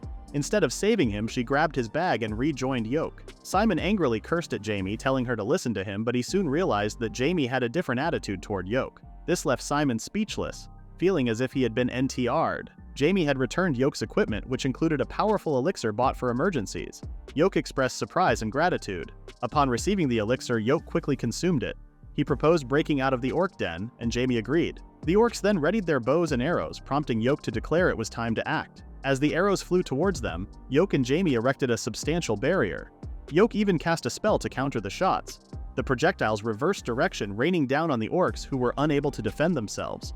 Witnessing the significant loss of orc forces, Simon and the others were left speechless. Jamie, astonished, realized that even her fastest spells wouldn't have been quick enough. Even though Yoke cast his spells quickly, he felt exhausted. His concern grew as he feared an attack from the orc commander, and knew he had to defeat it swiftly. Locating the orc commander, he cast a dark magic spell to make it go berserk. This caused the orc commander to turn on its own troops, but Yoke's neck mark began spreading again.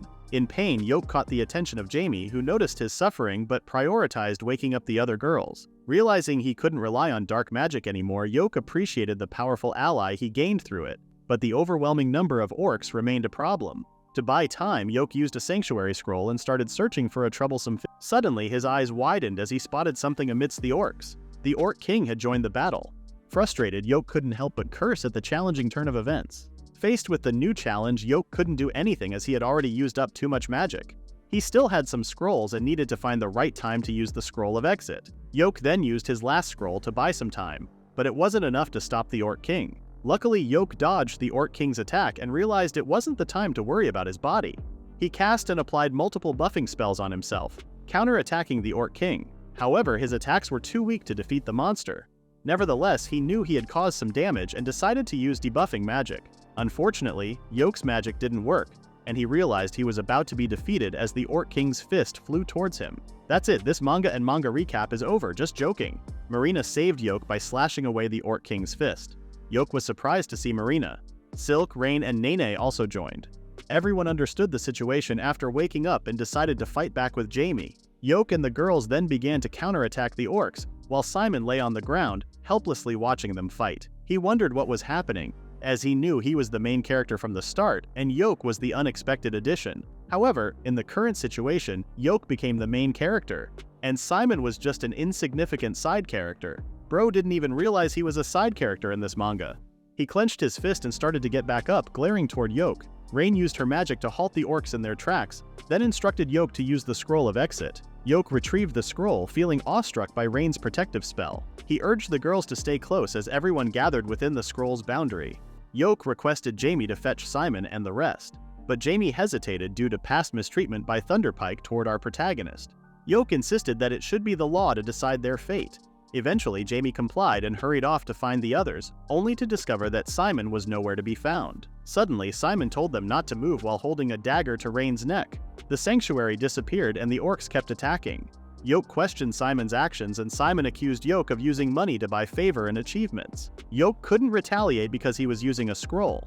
Simon, feeling threatened by Yoke's success, activated the slave collar on Rain and ordered her to attack the Clover girls. Jamie intervened, pushing Simon away, and Rain managed to escape. Jamie urged Rain to run while she restrained Simon, but he punched Jamie, rendering her unconscious. Yoke observed the unfolding events but felt helpless as everyone was occupied. He urged Jamie to return to his side, yet it was Simon who approached them. Barry and Camilla called out to Simon for assistance, but he dismissed them, stating he was already at his limit. Simon smirked as he neared an escape from the dungeon. However, a magical attack sliced his leg, causing him to fall in bewilderment. Jamie had cast the spell, declaring that she wouldn't allow Simon to harm Yoke and the girls any longer. Despite Simon's curses, Yoke implored Jamie to return. While Simon attempted to command the enslaved Rain to rescue him, Jamie smiled at Yoke, expressed gratitude, and bid him farewell. Simon's words were abruptly cut off as Yoke and his party exited the dungeon using a scroll. Left bewildered, Simon shouted and cursed while menacing orcs approached him, seeking help. An orc seized his leg and ruthlessly slammed him onto the ground like a rag doll. The brutal pounding persisted until Simon's leg separated from his torso, causing him to scream in intense pain. Collapsing to the ground, he witnessed his teammates facing a similarly gruesome fate at the hands of the orcs. Barry was torn apart like soft bread and Camilla and her whole suffered unspeakable harm. Simon felt helpless, unable to intervene as the orcs feasted on Barry's body parts, leaving only his head intact. Meanwhile, Camilla met a tragic end after being overloaded with orc cream. Confronted with such horrifying scenes, Simon cried out in anguish. The yelling kept going and Jamie, who was safe, hid behind a big rock. She put on the bracelet of concealment that the Thunderpike group got unlawfully. Jamie was ready to sacrifice herself to keep Yoke and the girls safe after hearing Simon's plan. Still, she felt sorry because she would leave her little brother all by himself. She also wished she had said sorry to Yoke properly. Originally, Thunderpike's atmosphere was pleasant, but things changed when people began mocking Yoke. She asked what was going on, but others pressured her not to support Yoke. Feeling obligated to support her brother, she sided with Simon instead of Yoke. Witnessing Yoke's sadness broke her heart, and she felt like the worst person. She had a strong liking for Yoke and felt envious seeing him happily interacting with other girls, forming a seemingly close-knit group. She questioned whether she could genuinely smile if she joined them. Eventually, she recognized that she was overwhelmed with regret. Jamie remembered how Yoke had desired the law to pass judgment on Simon and the rest. Wanting to make amends and sincerely, Jamie hoped to repay Yoke for everything if he could forgive her. She chose to dedicate her life to doing what was right and pleaded with God for a second chance. After Jamie rescued them, the Clover party got out of the dungeon and Yoke passed out from the exhausting escape. He slept for 3 entire days. When he finally woke up, the girls were happy. Silk then told him about what was going on, and Yoke was surprised that he had been asleep for so long. Marina hugged Yoke and showed how relieved she was. Yoke said sorry for making her worry. They all sat down for a talk, and Yoke couldn't help but wonder about Thunderpike, especially Jamie. Silk had already asked the guild for help, but they got no response. Everyone was starting to think that they might not have made it. Then Rain handed Yoke something. A letter addressed to him that was in his magic bag. Yoke's eyes widened when he saw it was from Jamie. The letter looked crumpled, and Rain guessed Jamie must have hurriedly stuffed it into the bag. Yoke was curious about its contents, considering Jamie had given him a letter in the middle of a dangerous situation. Yoke had asked the girls to gather around as he opened Jamie's letter. The letter started ominously, and Silk noticed that it sounded like a last will. It was all about apologies towards Yoke, her brother's illness, and how she couldn't stop Simon's plans. Since everything was in the past tense, Jamie expected the letter to be read after her death. In addition to the letter, there were documents revealing the illegal dealings of Thunderpike and a recording. Nene wondered if they should watch the recording, but Rain suggested that Yoke should watch it another time. Despite this advice, Yoke insisted on seeing everything. The recording had started, and everyone got surprised when they saw Beshio Salas. Yoke now realized who had been the mastermind behind Simon's actions. In the recording, Barry couldn't believe how hard Beshio was trying just to win over Yoke's girls. However, Beshio's sole goal was to capture Rain. Yoke found Beshio disgusting. The recording then shifted to a scene on the staircase where they found Yoke and the girls sleeping. Simon was taken aback to see Clover as soon as they used the first staircase. Simon aimed to traumatize Yoke by harming the girls. However, Jamie suggested tying them up first since they would be absorbing their party. The girls could see that Jamie was genuinely trying to save them and even risked her life just to protect them and Yoke. Yoke felt sorry for not realizing Jamie's thoughts earlier. He wished he hadn't let her go alone and berated himself for being foolish. The girls reassured him that it wasn't solely his fault, as they were also helpless in that situation. Yoke proposed taking action, and their new objective became bringing the mastermind behind Thunderpike's actions to justice. Yoke asserted that this mastermind was enjoying a comfortable life, and the girls couldn't forgive it, especially considering their desire to help Jamie. Yoke was determined to ensure that Bashio faced the consequences he rightfully deserved. To be honest, my blood was boiling the whole time while reading and recapping the past few chapters. Silk had wondered about what to do since they didn't know where Beshio was, and he was the heir to a big merchant group. If things went wrong, Clover could have been in trouble. Yoke reassured them, saying not to worry because they had a powerful ally, Ben. He reminded the girls that the guild was the biggest organization in Welmeria, the country of dungeons. Among all the branches, the Finesse Guild was the most important one. Since Ben was the master of the Finesse branch, he had a lot of influence. The girls almost forgot that Ben was part of a legendary party. Yoke claimed that even Beshio's merchant group wouldn't stand a chance against the guild. They also had proof, thanks to Jamie. If they handed over the evidence and the culprit, Ben would be able to take care of the matter. The girls had been wondering how to catch the culprit. Yoke assured them not to worry, saying that Beshio would show up on his own. He was aware that the creepy merchant already knew their whereabouts. Jamie's letter mentioned that the slave collar was registered to Simon and Beshio.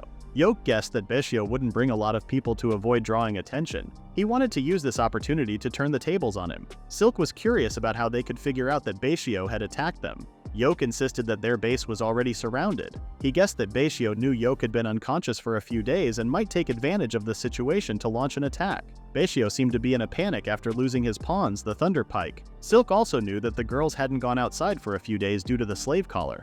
Silk and Rain assumed that Beshio must be panicking and had no choice but to barge into their base. Considering their vulnerability against the powerful curse of the slave collar, Silk wondered what kind of trap they should set. She suggested taking Rain to a safe place, but Yoke said he had a plan. Shortly after, the girls except for Rain left the house.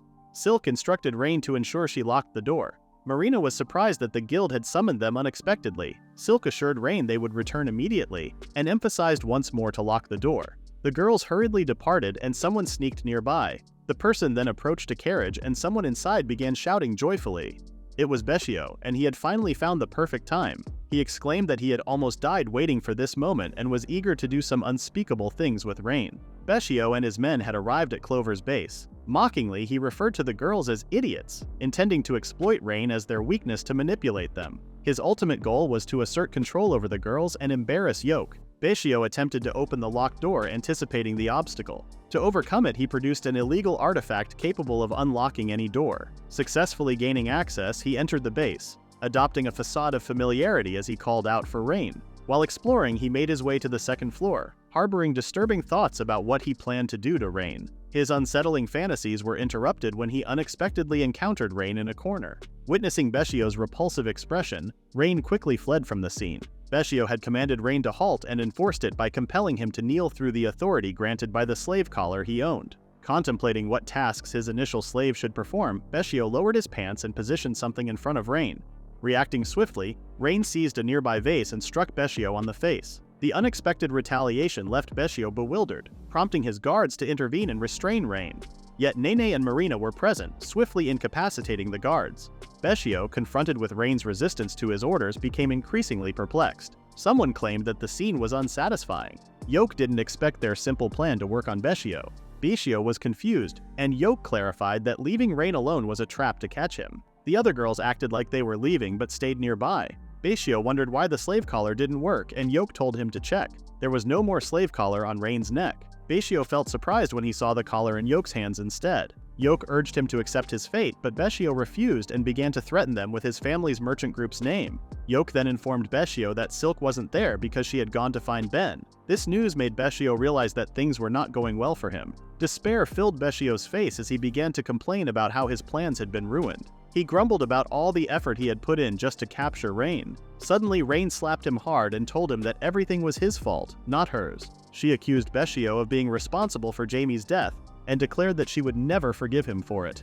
Rain had walked past him, and confusion crossed his face as he saw Rain standing beside Yoke, holding hands. Beshio told them to stop holding hands, but Rain pulled Yoke closer, kissed them, and it seemed like Beshio's world came crashing down.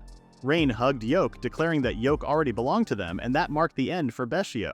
It wasn't even a case of NTR. Later on, evidence against Beshio started piling up. Ben was impressed that all the evidence pointed to one person. He predicted that Beshio would be labeled a criminal, which would be significant news since Beshio was the sole heir to the Solace merchant group. Grateful for Ben's help, everyone thanked him, and he left to prepare the carriage. Beshio had started crying because he couldn't win Rain's affection, so he decided to harm her instead. Yoke intervened, advising Beshio to stop his harmful plans. With a simple touch, Yoke made Beshio feel something profound. When Rain inquired about Yoke's actions, he explained that he had cast a spell on Beshio, causing intense discomfort at the thought of women, potentially leading to his demise. Marina questioned the existence of such a spell and noticed Persephone's mark on Yoke. Rain, realizing that Yoke had used dark magic, expressed concern. Neen was impressed by the power, especially recalling how Yoke had removed a slave collar before. Yoke attributed the magic to the evil god, and Silk recognized it as coming from Persephone. Yoke had essentially become Persephone's familiar, receiving her blessings in a manner reminiscent of legends. However, it couldn't really be seen as a blessing, but more like a curse. The girls were worried if Yoke would be okay, and Yoke claimed he would only use it in emergencies. He was concerned that he had used it while they were live streaming and wondered why he hadn't been arrested. Neen then explained that Yoke's use of dark magic wasn't recorded because GoPro-kun was destroyed by the monsters. This meant that no one had witnessed Yoke using dark magic. Silk then wondered if it was okay to consider their current situation resolved and be happy for Jamie's sake. Yoke agreed and planned to use the life Jamie saved for good. He just needed to be careful not to shorten his lifespan by using dark magic.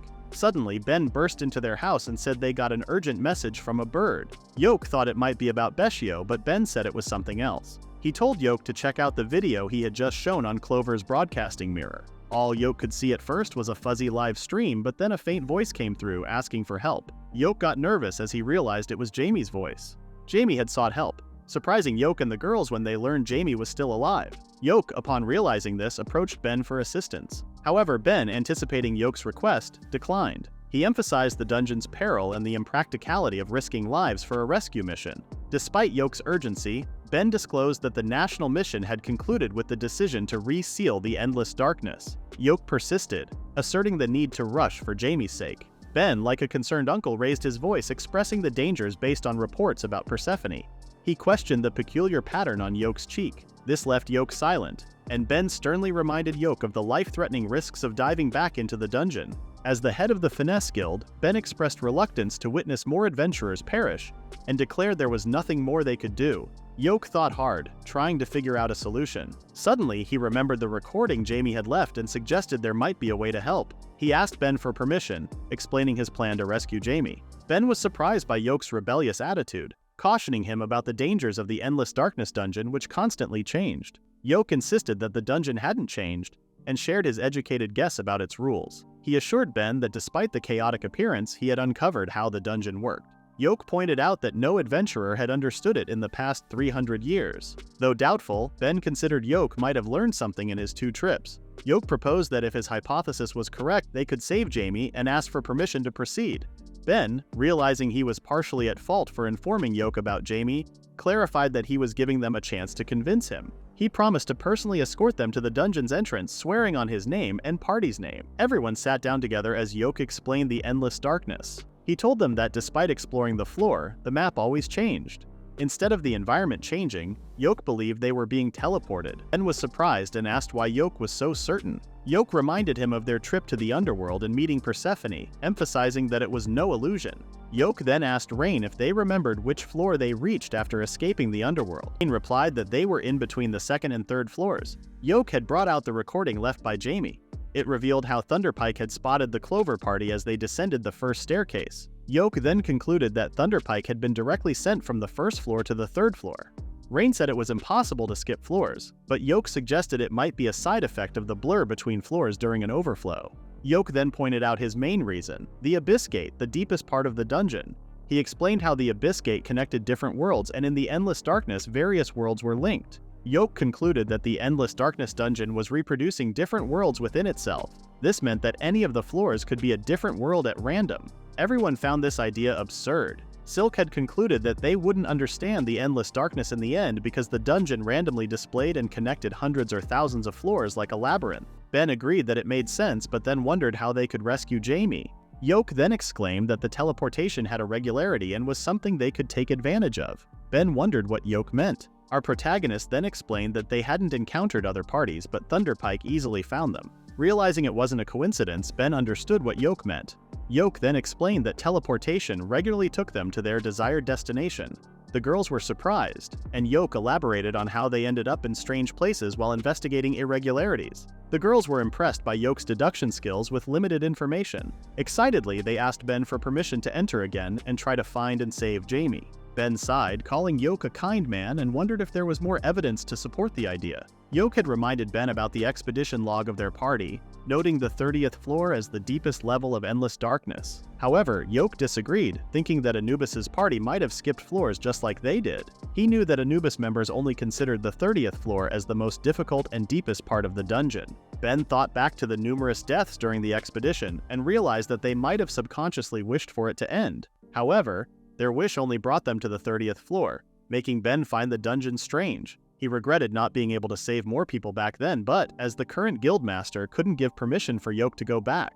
Everyone was saddened by their inability to save Jamie. Suddenly, Ben stood up and announced that Endless Darkness would be sealed the next afternoon. He even mentioned being bored in the morning and suggested others visit him. The girls were confused, but Yoke understood Ben's meaning and instructed the girls to prepare their equipment. The following morning, Yoke and the girls were all set with their gear and supplies. Yoke noticed they were well prepared thanks to the bag Jamie had provided. However, they lacked one essential item they couldn't get from Ben. Yoke reminded the girls about the dungeon's dangers and expressed his reliance on them. The girls were surprised, expecting Yoke to tackle it alone. Silk mentioned they had learned a lot from Yoke and had been relying on him for too long. She encouraged him to depend on them as much as he needed. Yoke smiled and instructed them to head out. All of a sudden, a big man blocked their doorstep. It turned out to be Lucent, the leader of the Scordia party. Yoke wondered why Lucent was at the guild.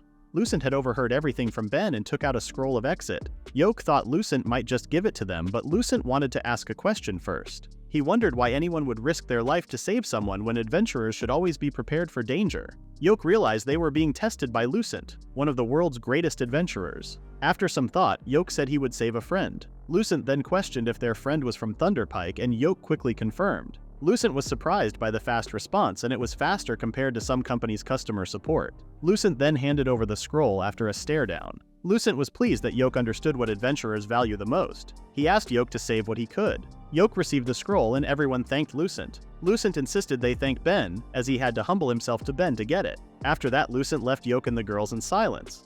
Everyone then went into fan mode, impressed by how cool Lucent was. Yoke couldn't believe Lucent accepted his answer. With determination, Yoke told the girls to set off to save their friend. Shortly after, Ben led Yoke and the girls to the guild's basement and the entrance of Endless Darkness. Yoke expressed gratitude, and Ben, pretending not to understand the situation, observed as the young ones entered the dungeon. He silently hoped for their safe return. As they walked towards the first staircase, Yoke reminded the girls of their plan.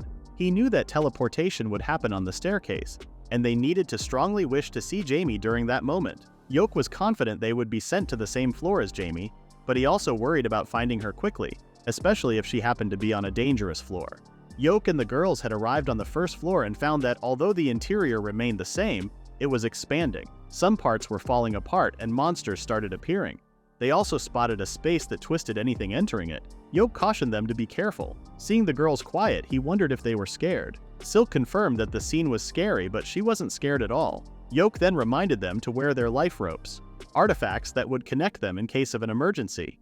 He also had falling control scrolls in case the floors collapsed and instructed them to grab a nearby tree or pillar if that happened. Nini was assigned to lead the way, Silk to use dryads to create a path, Rain to use her sense magic for blind spots, and Marina to be on guard for surprise attacks. Now prepared, Yoke and the girls moved forward. As expected, they encountered situations Yoke had anticipated, but they were ready for them. They had stopped somewhere, and Neen revealed some monsters they hadn't seen before.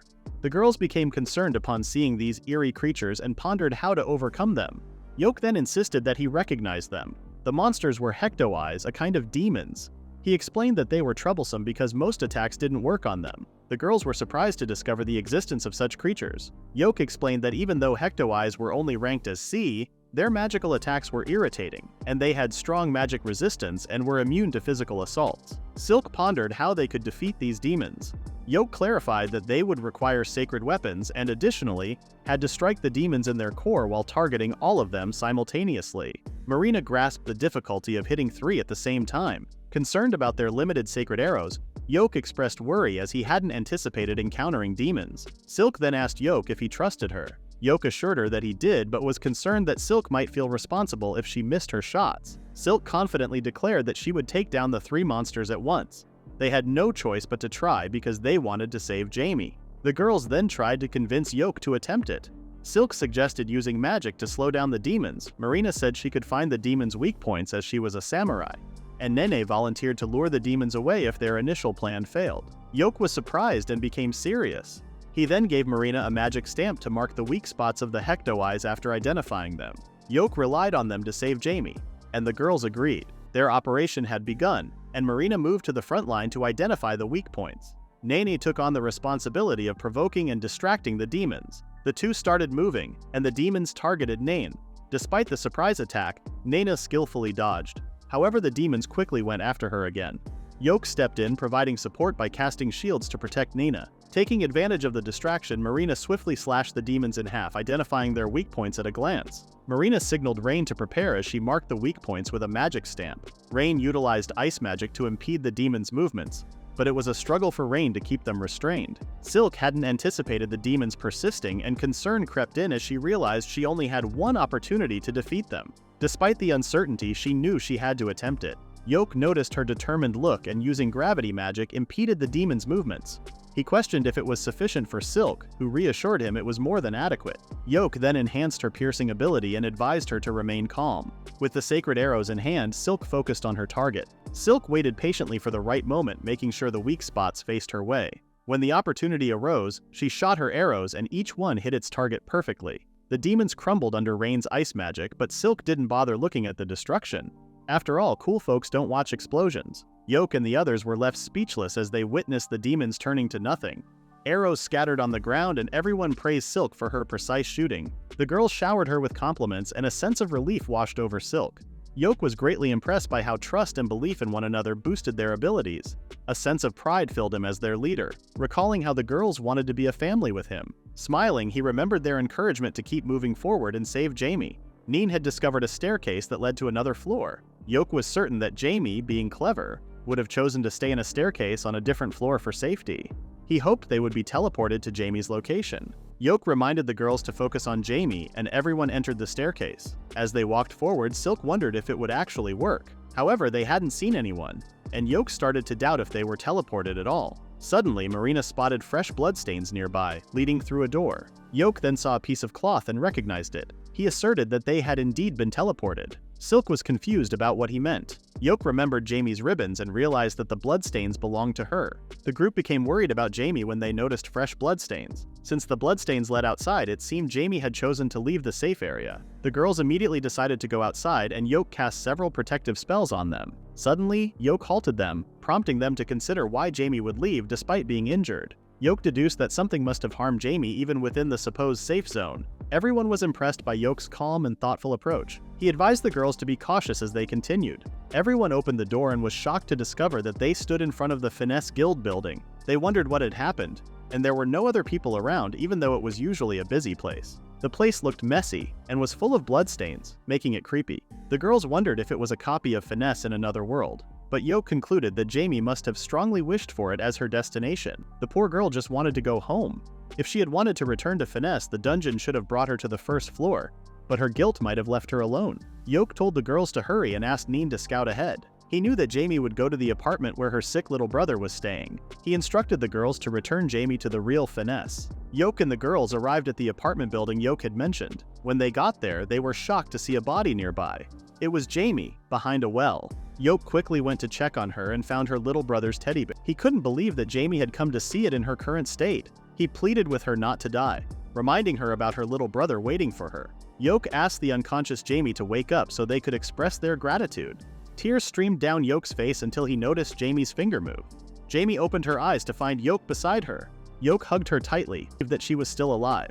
Jamie wondered if they all came to save her, and Yoke confirmed it, emphasizing that they were friends. Jamie's eyes welled up with tears as she thanked Yoke. Yoke in turn thanked her for staying alive and continued to hold her tightly. However, something caught Yoke's attention. He saw a familiar figure nearby, causing him to stutter. Simon asked what was wrong, questioning if they had seen a ghost or something. Yoke felt shocked when he saw Simon alive in front of him. Simon said he was glad to see Yoke again and knew Yoke would return for Jamie. Yoke understood that Simon was about to attack. Even with a hole in his abdomen, Simon swung his sword widely.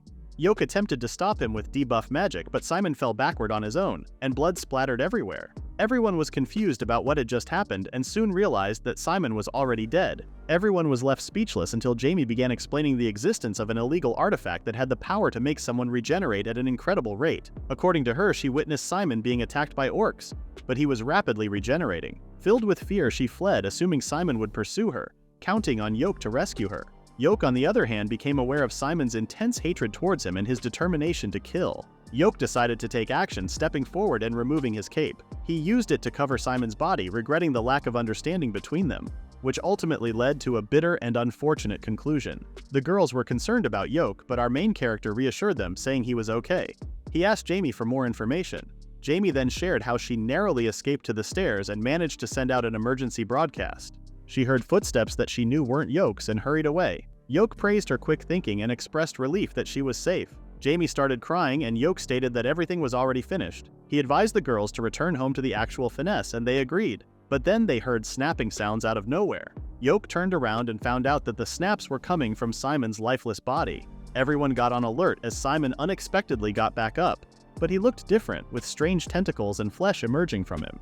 Yoke couldn't believe that the person in front of him was Simon. Simon had been shouting in pain and everyone just stood there, completely shocked. Yoke then noticed the Medallion of Incarnation.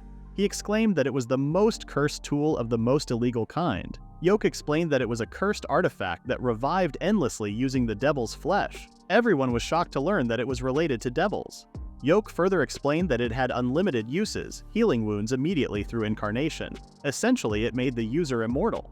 But over time, their body would be corrupted by the devil, turning them into monsters. The girls wondered what they should do, and Yoke exclaimed that there was nothing they could do but defeat and seal Simon as the monster he had become. The girls were shocked, realizing that Simon was once human. Yoke then wondered who gave Simon the cursed tool, but it didn't matter for now. He knew Simon had used the artifact without understanding its real effects. Yoke couldn't help but call Simon an idiot. Simon had started calling someone a useless bastard. He exclaimed how he wanted to kill someone even if it was the last thing he would do. Yoke calmly asked why Simon wanted to kill him so much, pointing out that all Simon could say was kill. Simon then exclaimed how Yoke was an orphan and useless compared to him, who was the son of a lord. He criticized Yoke's job and claimed it was inferior to his own impressive role as a knight and leader of an A-ranked party. Simon felt upset as Yoke seemed to have everything that he didn't. Yoke had a realization and started to wonder if Simon had been jealous of him. When Yoke mentioned this, Simon strongly denied it. He proudly declared his own talents and couldn't accept the idea that Yoke might be happier than him. Simon even challenged Yoke to a fight to reclaim everything he felt he had lost. Yoke just stood there, silently listening to Simon. Silk suggested ignoring Simon and running away instead, but Yoke asked her to let him handle it. Despite Silk's warning about the danger of fighting an immortal, Yoke turned his back on her and admitted that Simon was his childhood friend. Seeing how earnest Simon was, Yoke felt compelled to respond in a similar manner. Yoke confronted Simon, who was slowly turning into a monster. They both ran towards each other and Yoke cast debuff spells on Simon. Chained down, Simon realized he couldn't move and helplessly saw Yoke approaching. Despite managing to break free from the chains, Simon was too late. Yoke had already slashed his neck. With his head detached, Simon watched Yoke's back and fell to the ground. Unable to bear the sight of Yoke, Simon's beheaded body aimed for a sneak attack. Yet, Yoke noticed and countered, leaving Simon frustrated. Simon angrily asked what had happened, noticing that Yoke could confront him directly. Yoke could tell that Simon didn't realize he was losing the battle. He requested Rain to cease recording, realizing that he didn't want the world to witness the scene. The altercation persisted, and Simon couldn't believe that Yoke was keeping pace with him. Frustrated that someone weaker was overpowering him, Simon began transforming into something else. His strange flesh started engulfing the area, forcing Yoke to bind him using dark magic. Everyone waited for the smoke to clear, and found a massive tree of flesh, covered in dark binds. In the center of it was Simon, still eager to continue the fight. Yoke then addressed him as the leader and urged him to stop. Simon suddenly had a flashback to his childhood. His older brothers had more talents than him, and everyone in the family was busy. The only place he found peace was his favorite spot, where he met Yoke for the first time. Simon asked Yoke where he came from, and Yoke explained that he had moved in after his village was destroyed by monsters. Simon felt it was tough, and the two fell into a thoughtful silence. Yoke then remarked on the beauty of the scenery, which Simon agreed with since it was his favorite spot. Simon decided to take Yoke under his wing and show him around. Yoke was surprised and called Simon kind. That was the moment when the two became friends. Simon later realized that Yoke had saved him. When Simon stopped resisting, Yoke attempted to finish him off, but his hands were trembling. It was the time for them to say goodbye as childhood friends. Yoke had chanted something, and the girls noticed the pattern on Yoke's neck. They tried to stop him, but Yoke was determined to use 8th the tier magic on Simon. The magic attack pierced through Simon, and the flesh tree slowly disintegrated into nothing. Simon's body dropped to the ground, and Yoke observed how his body kept regenerating and being destroyed simultaneously. Marina remembered that the artifact didn't have a destroy function. Yoke claimed he used the power given to him by Persephone. It wouldn't stop until Simon died and his brain stopped functioning. Silk realized that Yoke wanted to free Simon from living in eternal hell, and that was what he hoped for. Surprisingly, Rain covered Simon's body and went to hold Yoke's hand. The other girls did the same, holding a silent funeral for Simon. Yoke's tears started flowing as he bid farewell to his childhood friend. 10 days later, Yoke and the girls had just emerged from the guild building, grumbling about the rough and exhausting ordeal they had endured. Despite this, Marina felt relieved that their punishment hadn't been as severe as she had feared. Upon their return from the Endless Darkness dungeon, the Clover members and Jamie found themselves facing charges for illegally entering the dungeon. They received a penalty on their scores and were suspended for 1 month. They had to attend hearings and complete a mountain of paperwork. However, Jamie faced a different fate since she was part of a party that caused an international uproar. She was at risk of being kicked out of the country. The Endless Darkness exploration came to an abrupt halt due to the events that transpired, particularly the controversies. Afterward, many crimes committed by Thunderpike were made public, and Jamie, the sole survivor, bore the brunt of the blame. Yet Silk stepped forward with a statement affirming that Jamie had actually saved them. Her words became Jamie's lifeline, earning her a slightly better reputation among nations of other races, with some even seeing it as a tale of redemption. Yoke couldn't imagine how he would handle the criticism if he were in Jamie's shoes. All he could do was hope that Jamie wouldn't face severe punishment. 3 days later, a news report revealed that the guild had decided to strip Jamie of all her earned points and her license, imposing a 1-year ban on reapplication. It emerged that Jamie had not participated in Thunderpike's crimes but had instead tried to prevent them. Yoke and the girls were relieved that Jamie wouldn't be labeled a criminal, and they looked forward to her returning as an adventurer in just 1 year. As they were celebrating, there was a knock on the door, and Yoke went to check. To their surprise, it was Jamie, looking anxious and cold. The girls were happy to see her, especially since they had just been talking about her. They were relieved that she could stay in the country, but Jamie confessed that she might move to another country. She thanked everyone for saving her and apologized formally to Yoke. She decided she wouldn't appear in front of him anymore. Yoke wondered if he could change Jamie's mind if he tried to persuade her. Jamie said she would be foolish to stay and wouldn't be able to earn money for her sick brother now that no one else would hire her, so she chose to start fresh in a distant town. Yoke wondered if that was the only reason and invited Jamie to join Clover instead. Jamie was clearly shocked and touched at the same time. Yoke had told her that she didn't need to start all over and claimed those small reasons would solve everything eventually. He said they knew who she was inside since they were saved by her. He said he already thought of her as one of them. Our boy was trying to expand his harem. Jamie then started tearing up and couldn't believe Yoke was being too kind for his own good. She also scolded the girls for going too far for someone like her. The girls then surrounded Jamie and gave her a warm hug while welcoming her. Jamie couldn't help but cry and thank them at the same time. Marina then realized something and told everyone to hold a welcoming party. Jamie was confused, and Silk explained that they had already done some shopping since they expected her to visit. Marina then dragged Jamie inside the base and told her to have fun despite the visitors' hesitation. Yoke and the girls went to the kitchen to cook some food. Amy couldn't believe the girls had prepared so much. Marina and Silk went to decorate the living room. Jamie insisted on helping with cooking. Nene wondered if she was a good cook. Suddenly, Jamie showed off her cooking skills, surprising Neen and Rain. Yoke could see that Jamie hadn't lost her touch. Chimey said it was expected since she had been cooking for a long time. Yoke realized it would take some more time before he could catch up with her expertise. Neen asked what he meant, and Yoke explained that he had learned how to cook from Jamie when he was still in Thunderpike. Jamie said she had only taught him the basics. Rain and Neen got excited because they loved Yoke's cooking, and now they could taste his master's cooking. Marina and Silk went to check on them once they had finished. Everyone was impressed by how nicely decorated the living room was, with a banner welcoming Neen and Jamie to the team hanging on the wall. Jamie thanked them, and Neen was a bit confused about why she was included. Marina explained that although Nene was technically a temporary member, they felt it was the right time to fully welcome her as well. Nene was touched by their gesture. The original trio was happy that their surprise had worked. Yoke personally welcomed Jamie and Nena. The team started the party, and everyone thanked each other while standing in front of the food. Jamie began eating and complimented Yoke's cooking, which she always found delicious. Yoke felt touched that Jamie appreciated her cooking. Jamie became flustered and started blushing. Silk noticed Jamie's actions and realized something was up. She whispered to Jamie and asked if she also had feelings for Yoke. Jamie shouted in reflex, denying it. Then she noticed the others in front of them and quickly said it was nothing. Jamie whispered back to Silk, wondering what she meant by also. Silk confessed that everyone present had feelings for Yoke. Jamie was shocked and glared at Yoke, feeling betrayed. Yoke was confused about what was wrong. Pouting, Jamie claimed it was nothing. Marina suddenly noticed some crumbs on Yoke's cheeks and casually ate them. Jamie asked her to stop with a loud voice. Marina wondered why she shouldn't, and Jamie continued to pout. Yoke noticed the intense glare from her, so she nervously asked if everything was okay. Rain sensed Jamie's jealousy, but the new person adamantly denied it. Rain described Jamie as a tsundere, which surprised Marina. Jamie kept insisting they were wrong, but then Rain unexpectedly hugged Yoke, questioning if Jamie was okay with it. Jamie seemed crushed and fell silent, with steam practically pouring out of her head from embarrassment. Marina had joined in teasing her, exclaiming that she had been pretty clingy on Yoke. She also dropped the bomb that Rain had kissed Yoke at some point. Silk then whispered that everyone except Nena had already slept together with Yoke. Jamie was shocked to see cute-looking girls actually being daring with Yoke. She realized that she had been too late to the party. Silk continued teasing her and suggested being on the offensive before she got left behind. Jamie admitted she was worried about being on the offensive since she had a hard time being honest. Silk then suggested using the power of alcohol. Worried, Jamie claimed she didn't drink alcohol at all and whispered the reason to Silk. Silk said that would be better and offered to help her drink. Shortly after, Jamie fell silent after getting drunk. Yoke became concerned for her and scolded Silk for allowing her to drink so much. Silk brushed it off, insisting Jamie would be fine, and then asked Jamie about it. However, Jamie responded by kissing Silk. This behavior alarmed Yoke, as it was the first time he had seen Jamie act like that. Silk admitted that she may have overdone it with the drinks. Neen noticed that Jamie became very affectionate when drunk.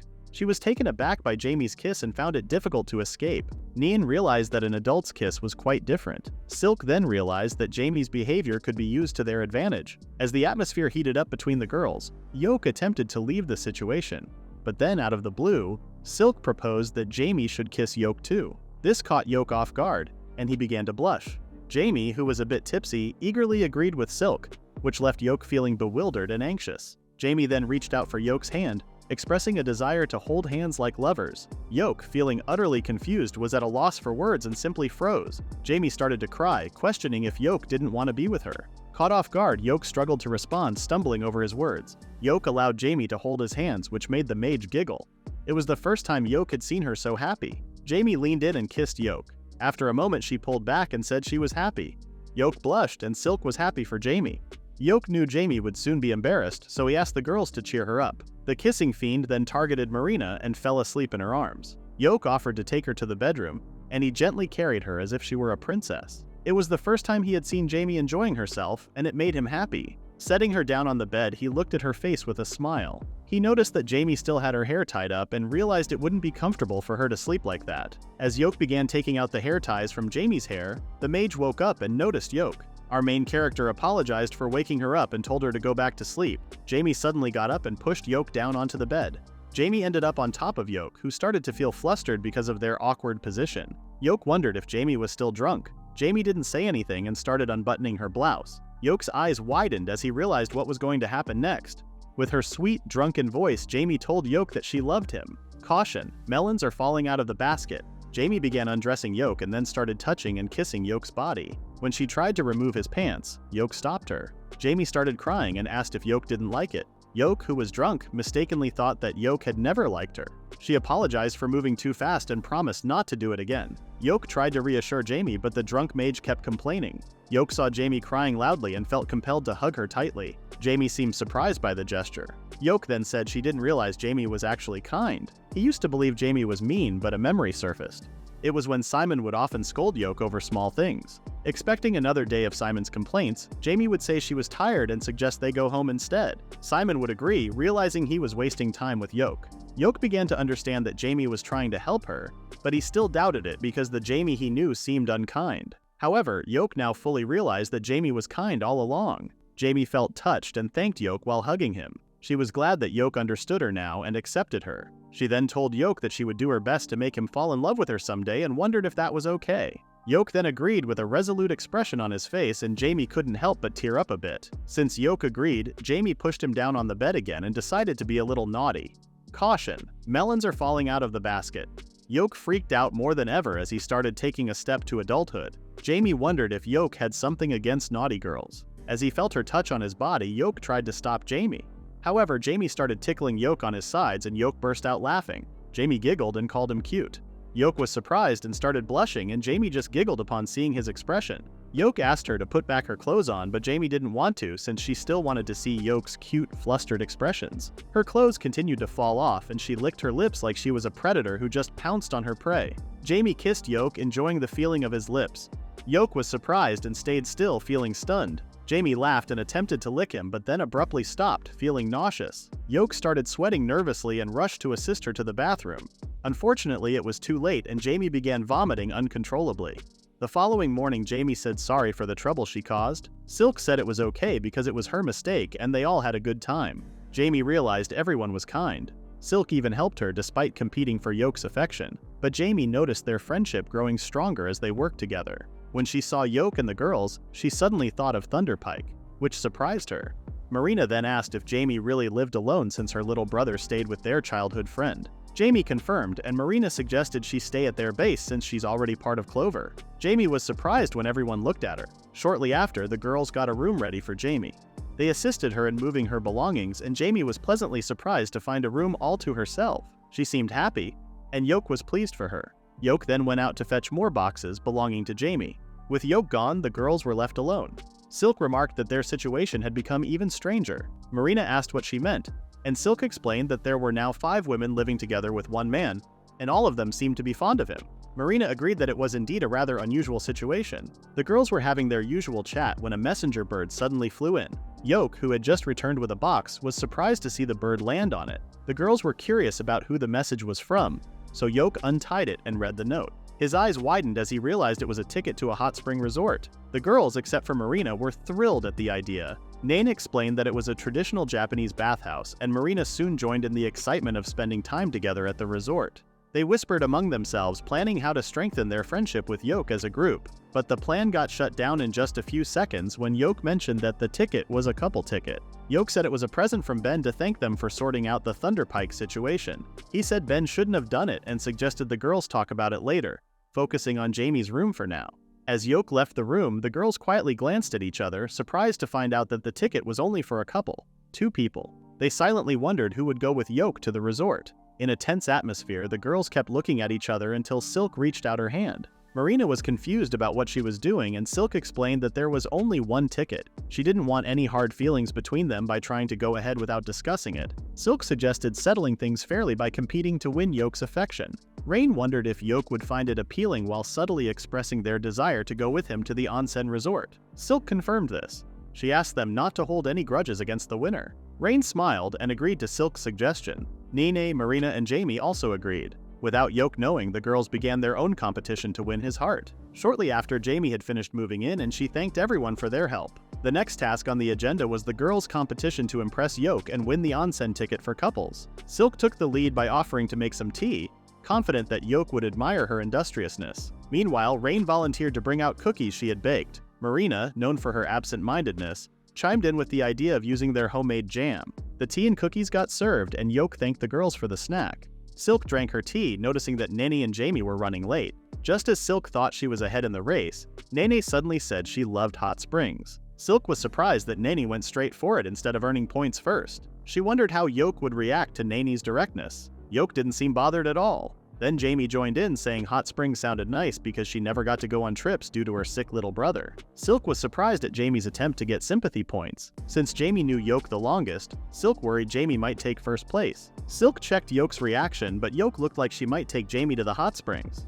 Marina, who often seemed scatterbrained, suddenly piped up that she wanted to join in too. Silk started feeling anxious and decided to take action. She suggested to the other ladies that they should relax since there were only 2 tickets available, and she hinted that they shouldn't bother Yoke. The other girls were surprised that Silk was trying to make herself look good by pretending she didn't want to go. Marina then boldly asked if Silk really didn't want to go. Silk had a plan to pretend she was reluctantly holding back from going, hoping to gain some admiration by seeming noble compared to Yoke. The other girls were taken aback by Silk's tactic, but Yoke's reaction was even more unexpected. Suddenly, the other girls realized that Silk was a formidable opponent. They became wary, and the day turned into a psychological battle among the group. Since none of them were used to outmaneuvering each other, they became extremely exhausted as the day went on. However, everything took a surprising turn when Marina suddenly asked Yoke who he would use the couple ticket with. Everyone was shocked, especially Silk, who didn't expect the absent-minded Marina to make such a bold move. Yoke then began to respond, and the girls were nervous. Yoke said he had been thinking about it. As they tried to continue their conversation, someone knocked on the door, and Yoke quickly got up to check who the visitor was. The girls suddenly felt the tension dissipate, and Marina wondered why they felt drained. Rain then admitted that she had tried her best to act interested, but everything was leaving her feeling empty. The other girls realized that they were also feeling the same way. Yoke received another email and read it. He had expected a response from Ben, and he said that the couple's ticket was a mistake. The girls were surprised by this. Yoke then read Ben's email, in which he explained that he wanted the girls to enjoy the onsen together because they were good friends. Ben had originally intended to buy tickets for everyone, but there was a mix-up, and he mistakenly thought the couple's ticket would work for everyone. Ben apologized for not getting more tickets since the onsen place was popular. Yoke had noticed the girls looking depressed and embarrassed about their secret disagreement. Feeling sorry for them, he assumed they all wanted to visit the hot springs, but he worried they only had a couple's ticket. Silk then thanked Yoke for caring but declined the idea, saying it would be pointless if not everyone could go. Yoke understood her point and suggested a consolation.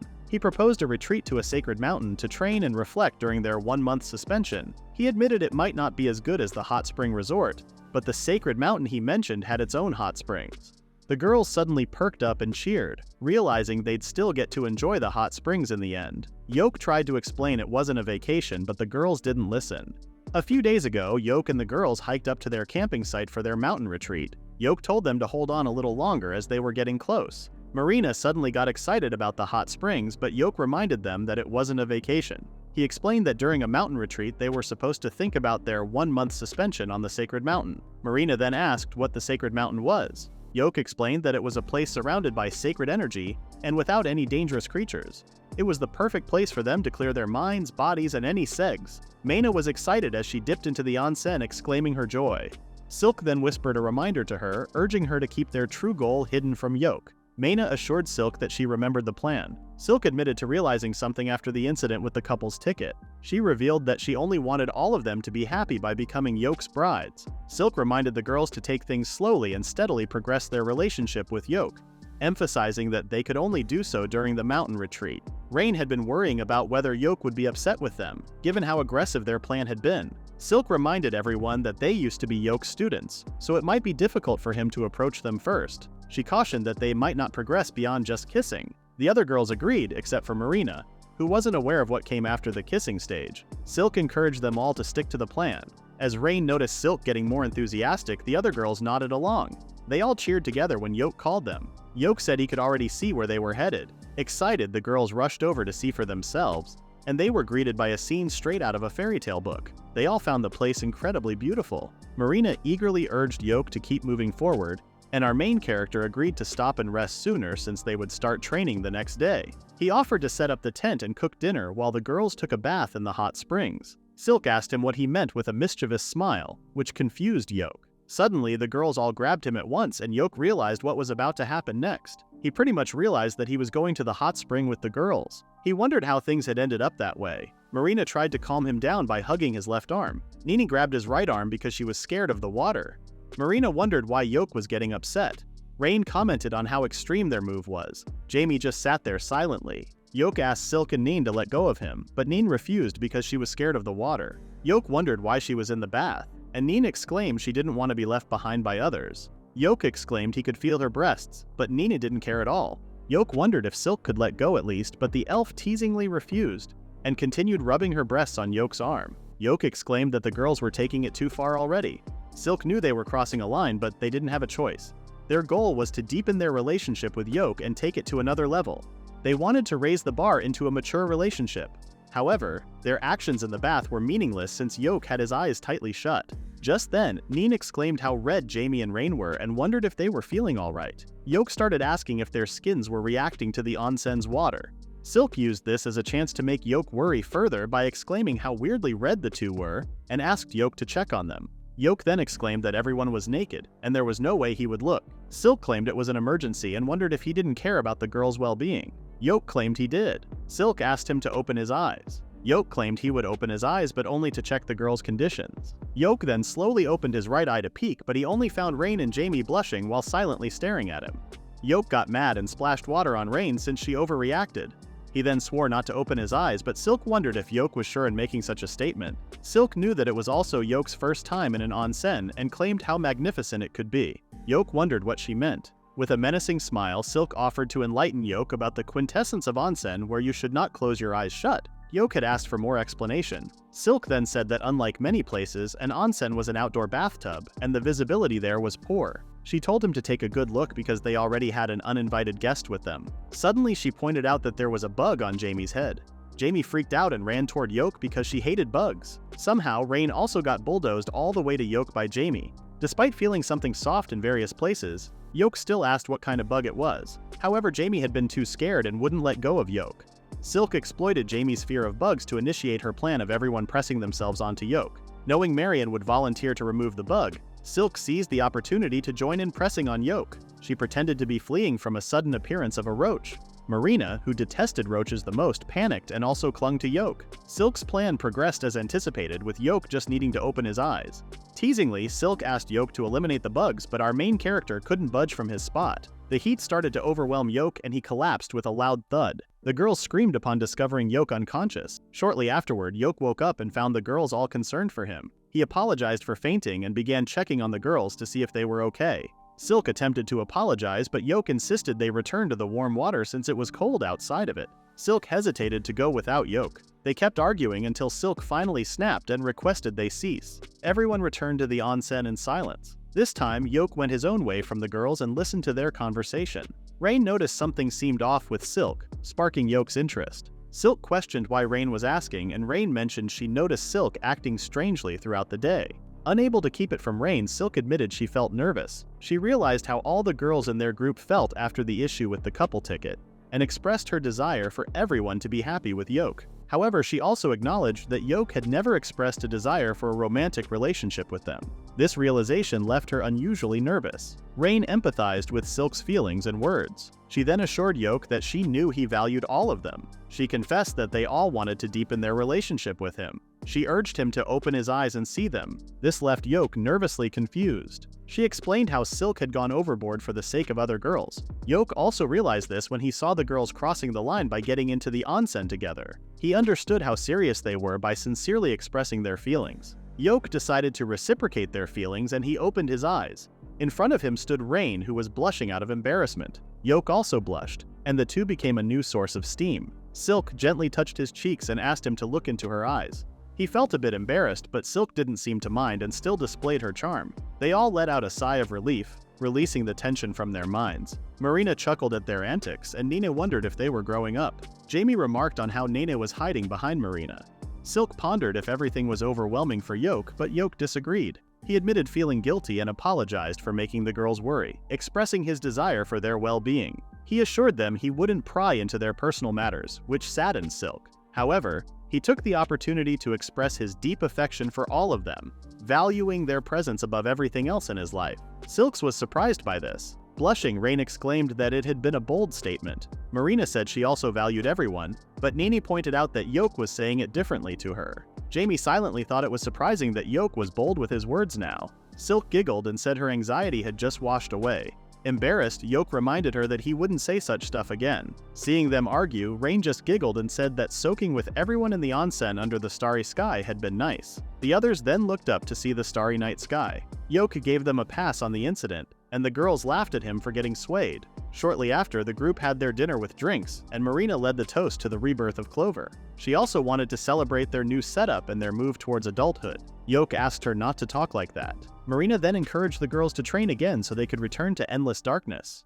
Rain wondered if the dungeon would be unsealed, and Silk explained that once the overflow settled down, the dungeon's mana should restore the damaged interior. Yoke then clarified that it wouldn't be unsealed even if the overflow settled down, because they just found out that Persephone was inside. He stated that the only party that could enter the dungeon right now would be the Anubis party. The girls were shocked since Anubis was the only legendary party fully capable of clearing endless darkness. The other girls knew how strong Anubis was compared to a C-rank party like Clover. They knew they might go far, but Yoke exclaimed that it wouldn't change what they were going to do. They were going to become stronger by taking requests, and reminded the girls about their real goal. Their goal was not to become the strongest party, but to clear endless darkness, reach the edge of the world, and see the gates leading to another world. He asked the girls to enjoy their adventures to the fullest. Yoke believed that they could all achieve their goals and make their dreams come true. The girls were surprised by Yoke's sudden speech and suddenly got motivated to train during the 1-month ban. Jamie also wanted to do the same even with a 1-year ban. Everyone then celebrated as the official rebirth of Clover had just started. A month had passed, and in the Finesse Guild, Mamar warmly welcomed Yoke back. She wondered if he was eager to start taking requests again after his 1-month ban. Yoke expressed his excitement, mentioning how he and the other members had been training hard during the past month. Mamar looked proud, likening her feeling to that of an aunt, and mentioned that she wasn't the only one thrilled about their return. She revealed that the kingdom had chosen the Clover Party for a special nomination request. Their first task after being reinstated would take them to the trade city of Duna, where a newly discovered untouched dungeon had been found. Shortly after, Yoke informed the girls that it was finally time for them to embark on a new adventure. It marked the beginning of a fresh chapter in their journey, and he encouraged them to relish a beautifully illustrated 2-page spread by the series author. The entire group returned to the Finesse Guild, where Marina eagerly greeted Mamar, signaling their return to business. Mamar was pleased to see Marina's enthusiasm and expressed her own excitement. Marina eagerly expressed her desire to put her new skills to the test. Silk advised Marina to remain composed and not let her excitement overwhelm her. Rain reminisced about Silk's earlier humming, which led to a playful argument between the two. Meanwhile, Jamie cheered them on while managing the base. She sported a cute uniform from her part-time job, which she had obtained after returning from the Sacred Mountains ahead of the others. On the other hand, Nene shed tears of joy as she officially joined the party, ready to embark on adventures with them. Yoke also expressed his excitement, eager to see how the girls had grown stronger during their training. The girls credited their progress to Yoke's guidance, prompting him to reassure them that their upcoming request would be rewarding as they prepared to venture into a new dungeon. Later, in an office, Ben explained that it had been over 10 years since a new dungeon was discovered, and Clover had been assigned an internal investigation quest. The girls felt honored and excited about this quest. However, Ben seemed anxious as he explained that the dungeon might be significant. He further explained that according to the Royal Academy, the abnormal phenomena and overflow that had occurred earlier were caused by the emergence of the new dungeon. The dungeon's impact extended throughout the kingdom, making it a significant matter. He warned them that the dungeon might be massive inside. However, he knew that whatever dangers or treasures they might encounter inside would be exciting for them, and the girls agreed. Silk then wondered if it was okay for a rank C party like them to take on the request. Ben wondered what she meant, since Clover was a dark horse who had solved the mysteries of the endless darkness and was currently the most talked about party. Their achievements had been recognized by the kingdom, qualifying them for the task. Yoke claimed they had merit in taking the quest. It would have helped them achieve their dream of clearing the endless darkness one day.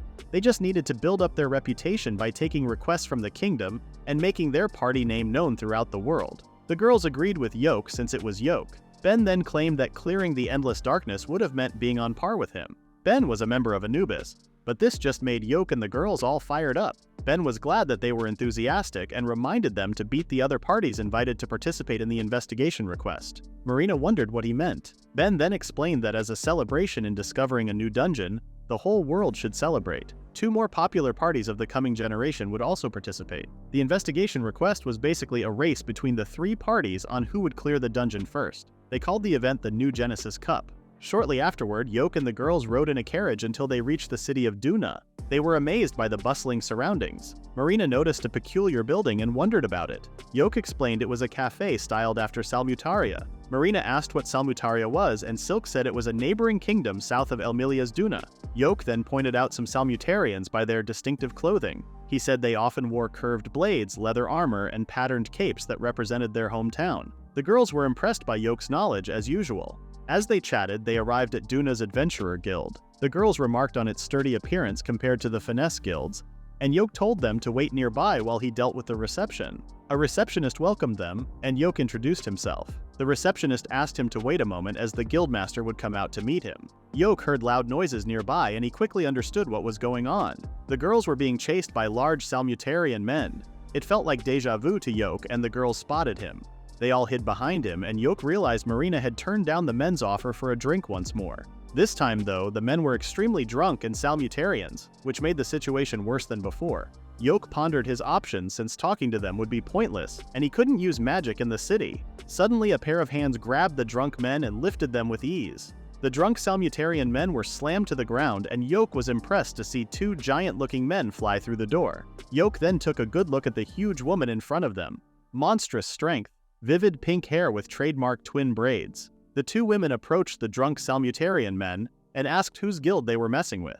The woman was Maniela, known as the Queen of Destruction, Dunas's guildmaster, and a member of Anubis. Maniela didn't care if she beat up someone from a neighboring country, and Yoke suddenly got worried. Maniela was known as Anubis's absolute vanguard and would always make monsters' blood rain down. Yoke then stepped forward and said something in Salmutarian. The girls were shocked to see Yoke speak the language. The 2 men sobered up and left while saying something. Yoke sighed out of relief, and Maniela told him that she was only ruthless toward monsters. Yoke just laughed it off. The girls were shocked by what had just happened, and Yoke claimed it was because of their nationality. They were confused, so Maniela explained that in Salmutaria, women were treated as objects and assets, mainly doing housework and assisting with family business. Women didn't have independence there. The Salmutarian people saw them without a man and assumed they were valuable. Yoke's involvement changed everything. He further explained that Salmutaria had strict religious and legal rules with severe punishments. If they took the girls from Yoke, they wouldn't complain if someone later stole from them. The girls were once again impressed by Yoke's deep knowledge and how he stood up to the Salmutarian men. And Yoke just laughed it off. Maniela laughed and wondered if Yoke hadn't actually been Saga's biological son, given how cute he had said the words to the Salmutarian. Yoke was surprised that Maniela had easily picked up on his relation to Saga.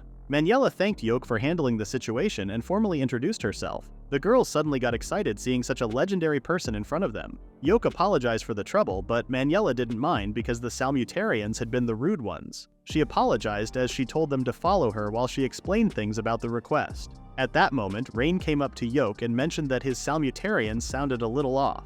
Yoke was puzzled and asked her to explain. Rain then pointed out that it was the part where Maniela had said something was cute. Yoke sought clarification, but Rain brushed it off and walked away to catch up with Maniela. Later, in an office, Maniela mentioned that someone would be arriving soon. The door opened, and Maniela clarified that it was the other teams joining the investigation request. That is the end of the recap for now. Please read the pinned comment about the next part.